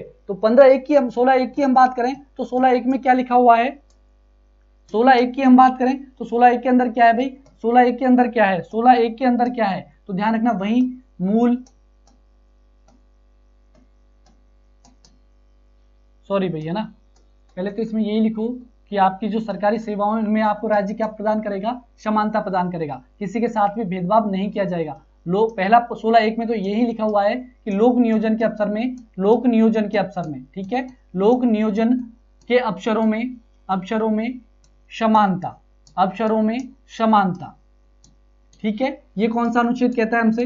15, 16, 1। ठीक है, लोक नियोजनों के अवसर में समानता जो हमें बताता है वो अनुच्छेद कौन सा बताता है भाई? अनुच्छेद 16(1) हमको ये बात बताता है। ठीक है, वहीं जो 16(2) की बात करेंगे, 16(2) में ये लिखा हुआ है 16(2) के अंदर कि जो आप ये धर्म जाति लिंग की बात करेंगे ना, वो 16(2) के अंदर हम बात करेंगे। कौन कौन सी? जैसे कि मूल धर्म, लिंग, जाति, निवास, वंश, इनके आधार पर क्या लिया जाएगा? वंश के आधार पर सरकारी नौकरियों में आपसे क्या नहीं किया जाएगा? भेदभाव नहीं किया जाएगा। के आधार पर लोक नियोजन के अवसरों में समानता, लोक नियोजन के अवसरों में समानता।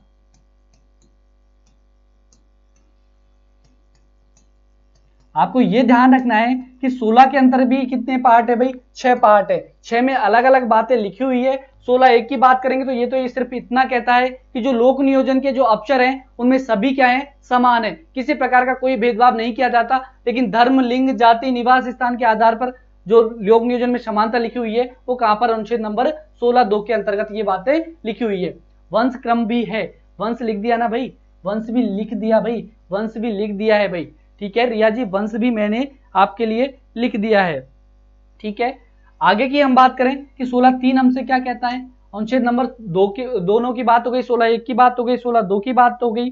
ठीक है, आगे की हम बात करें। अच्छा, आप बता रहे हो वंश क्रम में भी है। 16(3) जो हमसे कहता है, 16(3) हमसे कहता है वो यही बात कहता है कि निवास स्थान के आधार पर 16(2) में तो हमने क्या पढ़ा? निवास स्थान के आधार पर भेदभाव कर सकता है, 16(2) में तो हमने क्या पढ़ा? कि भेदभाव नहीं कर सकता। और 16(3) हमसे क्या कह रहा है? कि भेदभाव कर सकता है। कि सर क्या कह रहे हो आप कि 16(2) में तो आपने क्या लिखाया है? 16(2) में तो हमने क्या लिखा है कि मूल निवास, वंश, जाति, लिंग के आधार पर क्या नहीं होगा? भेदभाव नहीं होगा। लेकिन जैसे ही 16(3) आता है फिर क्या कहता है कि निवास स्थान के आधार पर क्या हो सकता है भाई? भेदभाव हो सकता है। कि वो कैसे? आप देखते हो, आप अच्छे से देखते हो, कोई भी वैकेंसी आती है उसके अंदर दो भागों में डिवाइड होके आती है कि ये कौन सा? ये टीएसपी एरिया की है, ये नॉन टीएसपी एरिया की है। ये आई कहां से? कि नॉन टीएसपी एरिया कैसे बना और टीएसपी एरिया कैसे बना? तो ये दोनों ही चीजें हैं वो कहां से आ रही है? निवास स्थान से ही आ रही है। जो निवास स्थान है इनके आधार पर राज्य क्या कर सकता है? भेदभाव कर सकता है। और जो दो तरह की वैकेंसी आती है, नॉन टीएसपी की अलग, टीएसपी की अलग, वो अनुच्छेद कहां से आ रही है? अनुच्छेद नंबर 16(3) से आ रही है भाई। कहां से आ रही है? 16(3) के अंदर से ये आ रही है। ठीक है, तो ध्यान रखना कि निवास स्थान के आधार पर जो भेदभाव होगा वो किस प्रकार से होगा? जो आपको पता है अनुसूचित जाति और अनुसूचित जनजाति जो क्षेत्र है उनके लिए है ये क्या? निवास स्थान के आधार पर। यानी कि जो क्षेत्र घोषित किए जाते हैं वहां पर अलग से राज्य क्या कर सकता है? नियम कानून बना सकता है, यानी कि उनको संरक्षण प्रदान कर सकता है, उनके लिए विशेष उपबंध कर सकता है। यह अनुच्छेद कौन सा कहता है भाई? हमसे 16(3) ये बात करता है। ठीक है, तो आपको ध्यान में रखना है कि जो एसटी एससी जो क्षेत्र घोषित किए जाते हैं वो किस लिए किए जाते हैं? कौन सा अनुच्छेद के तहत? तो 16(3) उसका आधार अनुच्छेद है। लेकिन जो एसटी एससी क्षेत्र है ये भी आपको ध्यान में रखना है। चलो, मेरा आपसे प्रश्न है, यहीं पर मैं प्रश्न लिख रहा हूं। मैंने आपको शायद बता भी दिया, उसके बारे में बता भी दिया। अब आप लोग आंसर करेंगे कि जो एससी एसटी क्षेत्र है, ये घोषित कौन करता है? एससी एसटी क्षेत्र है ये घोषित कौन करता है? आपके पास ए ऑप्शन है संसद, ऑप्शन बी है आपके पास राज्यपाल। ठीक है, राज्यपाल। ऑप्शन सी है आपके पास राष्ट्रपति। ऑप्शन डी है आपके पास संसद प्लस राष्ट्रपति। ऑप्शन डी है आपके पास संसद प्लस राष्ट्रपति। जल्दी से आप लोग आंसर करेंगे, हम पहले भी इनकी बात कर चुके हैं। ठीक है, तो ये ध्यान रखना कि जो एसटी एससी क्षेत्र है यानी कि जो निवास स्थान है उनके आधार पर जो आरक्षण दिया जाता है वो कौन सा अनुच्छेद देता है? 16(3) हमको देता है। और वहां के लोगों की आपको पता होगा कट ऑफ कितनी कम जाती है, ये भी आपको पता होगा। ठीक है, अब हम बात करेंगे अनुच्छेद नंबर 16(4) की। 16(4) की हम बात करेंगे। इसके बाद जल्दी से आप लोगों के कमेंट आने चाहिए भाई। कोई भी कमेंट नहीं कर रहा है ना? कोई भी कमेंट नहीं कर रहा, सभी लोगों के कमेंट आने चाहिए भाई। ऐसे कैसे कर रहे हो भाई? कमेंट आप लोगों के आ ही नहीं रहे। ठीक है, वंश क्रम भी प्रेसिडेंट, राष्ट्रपति जी भाई, एक आंसर तो आ गया भाई राष्ट्रपति। और कोई आंसर? तब तक हम 16(4) की बात कर लेते हैं कि 16(4) के अंतर्गत क्या है। तो ध्यान रखना, जो आपको SC ST को जो आरक्षण प्राप्त है, जो SC ST को जो आरक्षण प्राप्त है, कहां पर? सरकारी नौकरियों में, जो आरक्षण प्राप्त है सरकारी सेवाओं में, ठीक है, सरकारी सेवाओं में, वो कौन सा आरक्षण, कौन सा अनुच्छेद देता है? सरकारी सेवाओं में।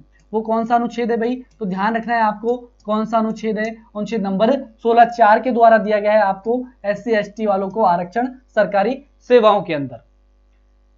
ठीक है, आगे की हम लोग बात करें, बिल्कुल राष्ट्रपति जी आ रहा है, कविता जी का, पूजा जी का, दिवेश जी का संसद आ रहा है, दिवेश जी का संसद आ रहा है, ठीक है, दिवेश जी संसद आंसर कर रहे हैं। बिल्कुल दिवेश जी ध्यान रखना, जो SC ST क्षेत्र जो घोषित किए जाते हैं वो कौन करता है भाई? वो हमारा राष्ट्रपति करता है, ठीक है, हमारा राष्ट्रपति करता है। ये हमेशा आपको ध्यान में रखना है, संसद नहीं करती, राष्ट्रपति करता है भाई। कौन करता है? राष्ट्रपति करता है। बिल्कुल निर्मला जी, बहुत बहुत स्वागत है, ठीक है। हम आगे की बात करें, अनुच्छेद 16(5) की अब बात करें, अनुच्छेद नंबर 16(5) की हम बात करें कि 16(5) में क्या दिया हुआ है। तो 16(5) के अंतर्गत क्या है भाई? 16(5) में क्या है? पूजा जी, जी सर, बिल्कुल प्रेसिडेंट करता है भाई। सही आंसर क्या होगा? प्रेसिडेंट ही इसका आंसर सही होगा। तो ये तो आपको ध्यान में रखना है कि SC ST है, ये जो क्षेत्र घोषित किए जाते हैं ये कौन करता है? राष्ट्रपति करता है, ठीक है। और ये क्षेत्र जो घोषित किए जाते हैं उसका आधार अनुच्छेद कौन सा है? तो आधार अनुच्छेद 16(3) है। आगे की हम बात करें तो अगला जो अनुच्छेद है वो हमसे क्या कहता है भाई? अगला जो अनुच्छेद है वो हमसे क्या कहता है? 16(5) हमसे क्या कहता है? तो आपको ध्यान में रखना है कि भाई किसी भी वर्ग से, यानी कि आपको पता है कि ST वर्ग अलग होता है, SC वर्ग अलग होता है, महिला आयोग अलग होता है। तो ये जो 16(5) है वो हमसे क्या कहता है कि आप जो वर्ग बना रहे हो, कोई समुदाय बना रहे हो, तो उसका जरूरी नहीं है कि उसी समुदाय का व्यक्ति ही उसका क्या करे? प्रशासन चलाए, या फिर प्रशासन का जो अधिकारी है वो कौन हो? उसी वर्ग का हो। ये बिल्कुल KP सर जी बहुत बहुत स्वागत है, पारस सर जी का बहुत बहुत स्वागत है भाई, थैंक यू सर। अनुच्छेद 16(5) की बात करें तो किसी भी वर्ग विशेष की हम बात करें, किसी भी समुदाय की हम बात करें, तो 16(5) हमसे कहता है कि ये जरूरी नहीं है कि उसी समुदाय का जो व्यक्ति है वो उसका कार्यभार संभाले, यानी कि जो अध्यक्ष है उसी वर्ग का हो, ये बिल्कुल भी जरूरी नहीं है। ये अनुच्छेद नंबर कौन सा कहता है? जैसे कि आप एग्जाम्पल ले लो कि जैसे कि महिला आयोग है, जैसे कि महिला आयोग है, तो ये बिल्कुल भी जरूरी नहीं है कि महिला आयोग का अध्यक्ष महिला ही होगी, ठीक है, समझने के लिए आपको बता रहा हूं। वैसे ऐसा अक्सर होता नहीं है कि महिला को ही बनाया जाता है अध्यक्ष, लेकिन मैं एग्जाम्पल के तौर पे आपको बता रहा हूं कि बिल्कुल भी ऐसा नहीं होता। SC एंड ST का आरक्षण तो भाई 16(4) के अंदर है भाई, 16(4) के अंदर है। SC ST का जो आरक्षण की आप बात कर रहे हो सरकारी सेवाओं में, वो 16(4) है, 16(4) के अंदर है SC ST का जो आरक्षण है। 16(5) में तो ये कहता है हमसे 16(5) कि जो विशेष वर्ग समुदाय जो भी है उनका जो प्रशासनिक जो अधिकारी होगा या प्रशासन करने वाला जो भी होगा वो क्या होगा, यानी कि अध्यक्ष हो, वो जरूरी नहीं कि उसी समुदाय का हो। ये भी अनुच्छेद कौन सा कहता है? 16(5) कहता है। हम बात करें अनुच्छेद नंबर कौन सा, आखिरी अनुच्छेद इसी का 16(6). 16(6) हमसे क्या कहता है? तो 16(6) हमसे कहता है जिस प्रकार से हमने वहां पर क्या पढ़ा था, हमने 15(5) में किसकी बात की थी? तो 15(5) के अंतर्गत हमने बात की थी कि भाई जो आर्थिक रूप से पिछड़े हैं उनके लिए उसी के अंदर से, उसी वर्ग के अंदर से क्या आपको 10% आरक्षण दिया जा सकता है। कहां पर? तो आपको आरक्षण दिया सकता है कहां पर? शिक्षण संस्थाओं में प्रवेश के लिए। लेकिन जो अनुच्छेद नंबर 16(6) है वो क्या कहता है? सरकारी सेवाओं में भी। कहां पर? सरकारी सेवाओं में भी, जो सरकारी सेवाएं हैं, सरकारी सेवाओं में भी, सरकारी सेवाओं में भी आपको आरक्षण प्रदान किया जाएगा। कहां पर आरक्षण प्रदान किया जाएगा? आरक्षण, है ना। किनको, कौन से वर्ग की हम बात कर रहे हैं? तो आपको ध्यान में रखना किसकी बात कर रहे हैं हम? आर्थिक रूप से पिछड़े हुए वर्ग की बात कर रहे हैं हम। किसकी? आर्थिक रूप से जो पिछड़ा हुआ वर्ग है, ठीक है, आर्थिक रूप से पिछड़ा हुआ जो वर्ग है उसी वर्ग के अंदर से, उसी वर्ग के अंदर से, अलग से नहीं मिलेगा। आर्थिक रूप से पिछड़े हुए वर्ग के जो लोग हैं उनको क्या, कहां पर? सरकारी सेवाओं में आरक्षण प्रदान करता है। कौन सा अनुच्छेद? 16(6). तो ये भी आपको ध्यान में रखना है। तो 6 अनुच्छेद तो कौन से हो गए? 15 के हो गए, और 6 ही हमने बात की अनुच्छेद नंबर 16 की। तो ये सारे आपको अनुच्छेद याद करने, यहां से किसी भी प्रकार से प्रश्न पूछा जा सकता है। हम बात करेंगे अब अगले अनुच्छेद की। तो अगला अनुच्छेद हमसे क्या कहता है? अभी समानता का जो अधिकार है उसकी बात कर रहे हैं। आप लोग सोच रहे होंगे सर एक ही अनुच्छेद में बता देते कि 15 में क्या लिखा है, 14 में क्या लिखा है, इतने बताने की जरूरत क्या है? तो भाई आपसे पता नहीं कि कल एग्जाम में किस प्रकार से प्रश्न कर लिया जाए, तो सारे पॉइंटों को हमको लेकर चलना है। तो इसमें ज्यादा लग जाए, सर बीपीएल को भी मिलता है क्या आरक्षण? बिल्कुल बीपीएल को भी आरक्षण मिलता है, लेकिन पढ़ाई में नहीं मिलता, सरकारी सेवाओं में नहीं मिलता भाई। रिया जी सरकारी सेवाओं में नहीं मिलता, उनको सिर्फ आरक्षण मिलता है कहाँ पर? आरक्षण तो मिलता ही नहीं, वो तो आपको जो स्कॉलरशिप है वहां पर स्कॉलरशिप मिल सकती है बस, ठीक है, और कहीं भी बीपीएल का कोई उपयोग नहीं है। वैसे फायदे बहुत है बीपीएल के लिए। हम बात करें अनुच्छेद नंबर किसकी, लेकिन हमको सरकारी सेवाओं की बात कर रहे हैं अभी, तो सरकारी सेवाओं में किसी प्रकार का फायदा नहीं होता बीपीएल वर्ग के लिए। तो हम बात करें अनुच्छेद नंबर किसकी, अनुच्छेद नंबर 17 की हम बात करेंगे। 15-16 हम पढ़ चुके हैं, 14 भी हम पढ़ चुके हैं। अच्छा 16-6 को एक्सप्लेन करो, ठीक है भाई। 16-6 की हम बात करें पूजा जी, बिल्कुल, कि जो सरकारी सेवाएं हैं, जो सरकारी सेवाएं हैं उनके अंदर, चलो एक अलग पेज से ले लेते हैं अपन। अनुच्छेद 16-6 हमसे क्या कहता है?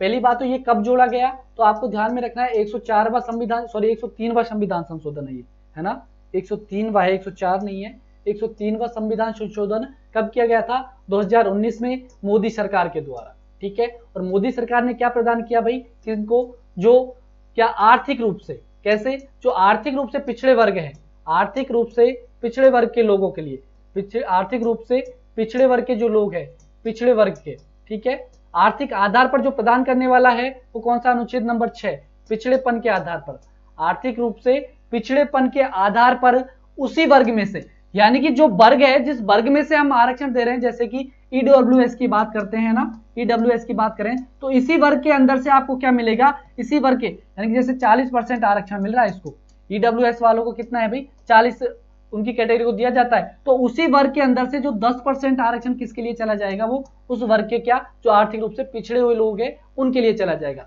सर जनरल को दिया है गवर्नमेंट जॉब में, बिल्कुल, तो गवर्नमेंट जो आरक्षण है ये आर्थिक रूप से पिछड़े कौन है, उन्हीं को तो बताया गया है कि जो जनरल कैटेगरी है, जो जनरल कैटेगरी है, ठीक है ना, जो आपकी जनरल कैटेगरी है, एसटी को तो अलग से है ही, एससी को अलग से है ही, ओबीसी को अलग से ही, अब बचा कौन? बचा कौन? जनरल कैटेगरी तो बची। तो जनरल कैटेगरी के अंदर जो आर्थिक रूप से पिछड़े हुए हैं, जो आर्थिक पिछड़े हुए हैं, उन्हीं को उस वर्ग के अंदर से ही, यानी कि इनमें से काटा जाएगा किसी प्रकार से और कहीं से लाया जाएगा, और कहीं से लिए नहीं, जो जनरल को मिला हुआ है, जनरल को जितना आरक्षण मिला हुआ है उसी के अंदर से कितना मैक्सिमम 10% आरक्षण दिया जा सकता है, कहां पर? सरकारी सेवाओं के अंदर। और शिक्षण संस्थाओं में जो देता है वो देता है कौन सा? अनुच्छेद 15-6। तो दोनों अनुच्छेद आपको ध्यान में रखना है। 15-6 तो सिर्फ प्रवेश में आरक्षण देता है, और 16-6 कहां पर देता है आपको? सरकारी सेवाओं में। तो ये चीज आपको ध्यान में रखनी है।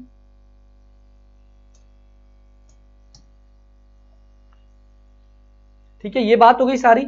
हम बात करेंगे अब अगले अनुच्छेद की, और अगला अनुच्छेद कौन सा है हमारा? तो अगला अनुच्छेद है हमारा कौन सा? 17वां। 17वें अनुच्छेद में क्या है भाई? अनुच्छेद 17 किसकी बात करता है? अनुच्छेद नंबर 17 किसकी बात करता है? समानता की बात करता है। तो आपको ध्यान रखना अनुच्छेद नंबर 17 भी किसकी बात कर रहा है? अस्पृश्यता के अंत की बात कर रहा है। अस्पृश्यता का अंत, अस्पृश्यता का अंत, यानी कि क्या मतलब हो गया? आप अच्छे से सुनते हो एक शब्द तो छुआछूत, ये तो अच्छे से सुना है ना आपने, छुआछूत। तो यही बात करता है, छुआछूत को मिटाने की बात करता है। कौन सा अनुच्छेद? अनुच्छेद नंबर 17। बिल्कुल, छुआछूत की समाप्ति, दोनों वर्ड आपको एग्जाम में मिल सकते हैं, एक तो अस्पृश्यता का अंत, अस्पृश्यता का, ठीक है, अस्पृश्यता का अंत, या फिर कहें छुआछूत का अंत। यानी कि जो अनुच्छेद 17 है वो आपसे कहना क्या चाह रहा है कि भाई किसी भी प्रकार से जो राज्य है, चाहे कैसी भी स्थिति हो, कैसी भी सिचुएशन हो, उस सिचुएशन में क्या नहीं कर सकता? अस्पृश्यता है, इसका क्या नहीं कर सकता? किसी के मध्य किसी भी प्रकार का भेदभाव नहीं कर सकता, ना ही लोग करेंगे। जिस प्रकार से कि हम बैठते हैं, हम क्या कहते हैं? नहीं, ये तो हमसे नीचे वाली जाति का है, इसके साथ हम खाना नहीं खाएंगे, इसके साथ हम इसके हाथ का पानी नहीं पिएंगे, है ना। ये सब अगर कोई करता है ऐसा, अगर कोई करता है, अगर वो कहाँ चला गया? कोर्ट के अंदर चला गया ना, तो फिर तो क्या होगी? उसकी जमानत भी नहीं होगी, ये ध्यान रख लेना। तो इसलिए मैं कह रहा हूँ बिल्कुल अस्पृश्यता का अंत कौन सा अनुच्छेद में है? अनुच्छेद नंबर 17 कहता है। और आप तो भाई पढ़े लिखे हो ना, तो ये चीजें तो आपके दिमाग से निकल जानी चाहिए। कभी भी हमें किसी के साथ भी भेदभाव नहीं करना चाहिए, ठीक है, किसी के साथ भी भेदभाव नहीं करना चाहिए। जो कर रहे हैं ना, उनसे कह रहा हूँ छोड़ देना करना। आप पढ़े लिखे हुए हो, ठीक है, पहले गई जो अपने मम्मी पापा थे उन तक की बातें गई, लेकिन अब आपको ऐसा नहीं करना है, ठीक है। हम बात करें किसकी? हम बात करें किसकी, अनुच्छेद नंबर 18 की हम बात करें, अनुच्छेद नंबर 18 की हम बात करें तो ध्यान रखना अनुच्छेद 18 में क्या लिखा हुआ है।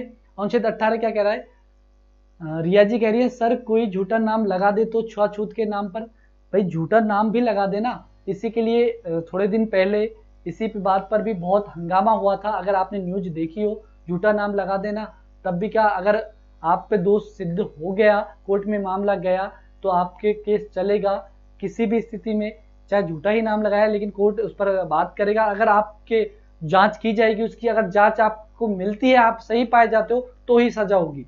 इस प्रकार से आपसे झूठा नाम पर लगाने पर किसी प्रकार की सजा का तो प्रावधान नहीं है, लेकिन हाँ तुरंत ही आपको क्या कर लिया जाएगा, अंदर ले लिया जाएगा। अगर किसी ने झूठा भी नाम लगा दिया आप पर, किसका, छुआछूत का, तो आपको अंदर जरूर ले जाएंगे वो, लेकिन आप पर क्या, जांच की जाएगी। अगर जांच सिद्ध हो जाती है तो आपको बरी कर दिया जाएगा। लेकिन हाँ ये ध्यान रख लेना, झूठे नाम पर भी तुरंत कार्रवाई होगी, इस पर किसी भी प्रकार का क्या नहीं होगा, बिल्कुल भी रियायत नहीं बरती जाएगी छुआछूत के नाम पर, ध्यान रख लेना। जांच होगी, ऐसे तो है नहीं, ऐसे तो झूठा तो मैं भी लगा दूंगा, आप भी लगा दो, कोई भी लगा देगा, ऐसे तो फिर थोड़ी ना चलेगी। लेकिन हाँ ये जरूर है तुरंत उस पर एक्शन लिया जाता है छुआछूत के नाम पर। अगली बात करें हम किसकी, अनुच्छेद नंबर 18 की, तो इसके अंदर जो लिखा हुआ है वो उपाधियों का अंत लिखा हुआ है, उपाधियों का अंत करेंगे हम, उपाधियों का अंत करेंगे इसके अंतर्गत। तो अनुच्छेद नंबर 18 हमसे क्या कहता है, उपाधियों के अंत की बात करता है, लेकिन क्या ध्यान रखना है कि दो उपाधियों को हमको छोड़ देता है। कौन कौन से क्षेत्रों में हम उपाधि ले सकते हैं, तो दो क्षेत्रों की हम बात करेंगे, कौन कौन से, शिक्षा और कौन से भाई, शिक्षा पहला तो क्या हो गया शिक्षा, दूसरा क्षेत्र कौन सा हो गया, सैन्य क्षेत्र। कौन सा हो गया भाई, सैन्य क्षेत्र हो गया। तो दोनों क्षेत्रों के अंदर, जो दोनों क्षेत्र है उनके अंदर क्या होगा भाई, उनके अंदर आपको छूट मिलेगी, उपाधियां ले सकते हैं वहां से, उसके अलावा आप कहीं से भी उपाधियां नहीं ले सकते। निर्मला जी कहती है अगर दोषी पाया जाए तो फिर सजा का प्रावधान है भाई, उसकी आपको सजा मिलेगी, ठीक है, उसकी सजा मिलेगी भैया ना। अब ये मत पूछना कि सजा क्या मिलेगी भाई, ये तो कोर्ट के ऊपर डिपेंड है, ये हमारे ऊपर डिपेंड नहीं है, कोर्ट के ऊपर डिपेंड है। सर हमारे पास तो कोई प्रूफ भी नहीं होगा, तो कोई झूठा आरोप लगा दे तो, अरे भाई झूठा आरोप लगाएगा तो बिल्कुल बरी हो जाओगे ना आप, वो भी तो सबूत मांगेंगे, ऐसा थोड़ी नहीं कि मुंह के बोलने से वो हो जाएगा, कुछ ना कुछ तो सबूत मांगेंगे भाई, ठीक है। एक मिनट, बिल्कुल आगे की हम बात करें, किसकी, उपाधियों की हम बात कर रहे थे, उपाधियों की, बिल्कुल झूठा आरोप लगा दे टेंशन मत करो, आपके ऊपर केस नहीं होगा, ठीक है। अगली बात करें हम, अगली बात पे आ जाओ भाई, उपाधियों के अंत की बात करें तो ध्यान रखना, तो शिक्षा क्षेत्र और सैन्य क्षेत्र दोनों को छोड़कर सभी क्षेत्रों में क्या आप उपाधियां नहीं ले सकते। इसीलिए आपने देखा होगा डॉक्टर लगाते हैं कहां पर, शिक्षा के क्षेत्र के अंदर ही आ गया, डॉक्टर आ गया, ठीक है, प्रोफेसर आ गया, ये सारे कहां पर लगाते हैं, कहां पर, शिक्षा के अंदर ही। और कहीं उपाधियां देखी क्या आपने, और कहीं उपाधियां देखी क्या आपने, ये बताओ, उपाधियां देखी क्या कहीं पर भी। और सैन्य के अंदर भी कमिश्नर हो गया, या फिर कहें हम कर्नल, है ना, ये सारे ब्रिगेडियर, ये सारे कहां पर है, सैन्य यानी कि सैनिक क्षेत्र के अंतर्गत। तो दो ही क्षेत्र छोड़े हैं किसके अंदर, उपाधियों, और किसी भी प्रकार की कोई भी उपाधि नहीं ले सकता। यहां तक कि हम बात करें, कहां तक की, यहां तक की बात करें हम, जैसे कि कोई विदेशी है और भारत के अंदर वो क्या कर रहा है, भारत के अंदर है, वो विदेशी है, भारत के अंदर काम कर रहा है, और अगर उसका देश उसे क्या कर रहा है, अगर भारत कहां, विदेशी है, भारत के अंदर जॉब कर रहा है, भारत के अंदर काम कर रहा है, और उसका देश उसे क्या देना चाहता है, उपाधि देना चाहता है, तो भी अगर वो उपाधि लेगा ना तो पहले कहां जाएगा, राष्ट्रपति से पूछेगा। अगर राष्ट्रपति अनुमति दे देता है तो ही वो क्या करेगा, उपाधि ग्रहण करेगा, ठीक है। अगर भारतीय है, उसको कोई दूसरा देश उपाधि देना चाहता है तो भी वो उपाधि नहीं ले सकता, ठीक है। ये बात कहां पर लिखी हुई है, सारी बातें अनुच्छेद नंबर 18 में। अब जल्दी से अपन एक और अनुच्छेद कंप्लीट कर लेते हैं, 14वां अनुच्छेद हमारा कंप्लीट हो गया, सारी बातें की, चारों अनुच्छेदों के बारे में हमने अच्छे से पढ़ा कि समानता के अधिकार के अंतर्गत कौन कौन से अनुच्छेद हैं। तो भारत के राष्ट्रपति से अनुमति लेगा, बिल्कुल भारत का जो राष्ट्रपति होगा उसी से अनुमति लेनी होगी, तभी जाकर वो विदेश से उपाधि ले सकता है। अब भारतीय तो उपाधि दे ही नहीं सकते, क्योंकि भारत के लिए तो आप स्पष्ट लिख रखा है कि सिर्फ शिक्षा के क्षेत्र में दे सकते हैं और सैन्य क्षेत्र में दे सकते हैं, इसके अलावा किसी क्षेत्र में भी उपाधि नहीं दे सकते आप, ठीक है। तो ये बात हो गई। आप ये मत कह देना जो आपको पुरस्कार दिए जाते हैं वो सारे अलग आ जाएंगे, भारत रत्न हो गया, पद्मश्री हो गया, ये सब पुरस्कारों के अंतर्गत आ जाएंगे, है ना, ठीक है। तो इसलिए आगे इनके आगे पद्मश्री ऐसा नहीं लगाते। तो हम बात करें किसकी, अनुच्छेद नंबर 17 आ रहा है क्या, यहाँ पर अनुच्छेद 17 आ रहा है, इसकी जगह हम बात करेंगे किसकी, अनुच्छेद नंबर 18, सॉरी अनुच्छेद नंबर क्या, अगली अधिकार की बात करेंगे, अगले अधिकार की हम बात करेंगे। अगले अधिकार की बात करेंगे। पहला जो अधिकार था वो आपका समाप्त हो गया, पहला अधिकार आपका समाप्त हो गया, समानता का अधिकार। अब जो हम बात करेंगे वो बात करेंगे किसकी? स्वतंत्रता के अधिकार की, स्वतंत्रता के अधिकार की, स्वतंत्रता का अधिकार। आप सभी को पता होगा, अच्छे से पहले अपन थ्योरी की क्लास करेंगे, इसके बाद जो एमसीक्यू जो प्रश्न होंगे यानी कि ऑब्जेक्टिव प्रश्न है उनकी भी हम प्रैक्टिस करेंगे भाई, है ना, ये ध्यान रखना। 18 से 22 तक उल्लेख मिलता है किनका? किनका मिलता है भाई? किनका? स्वतंत्रता का अधिकार का। और जो पहली बात सर,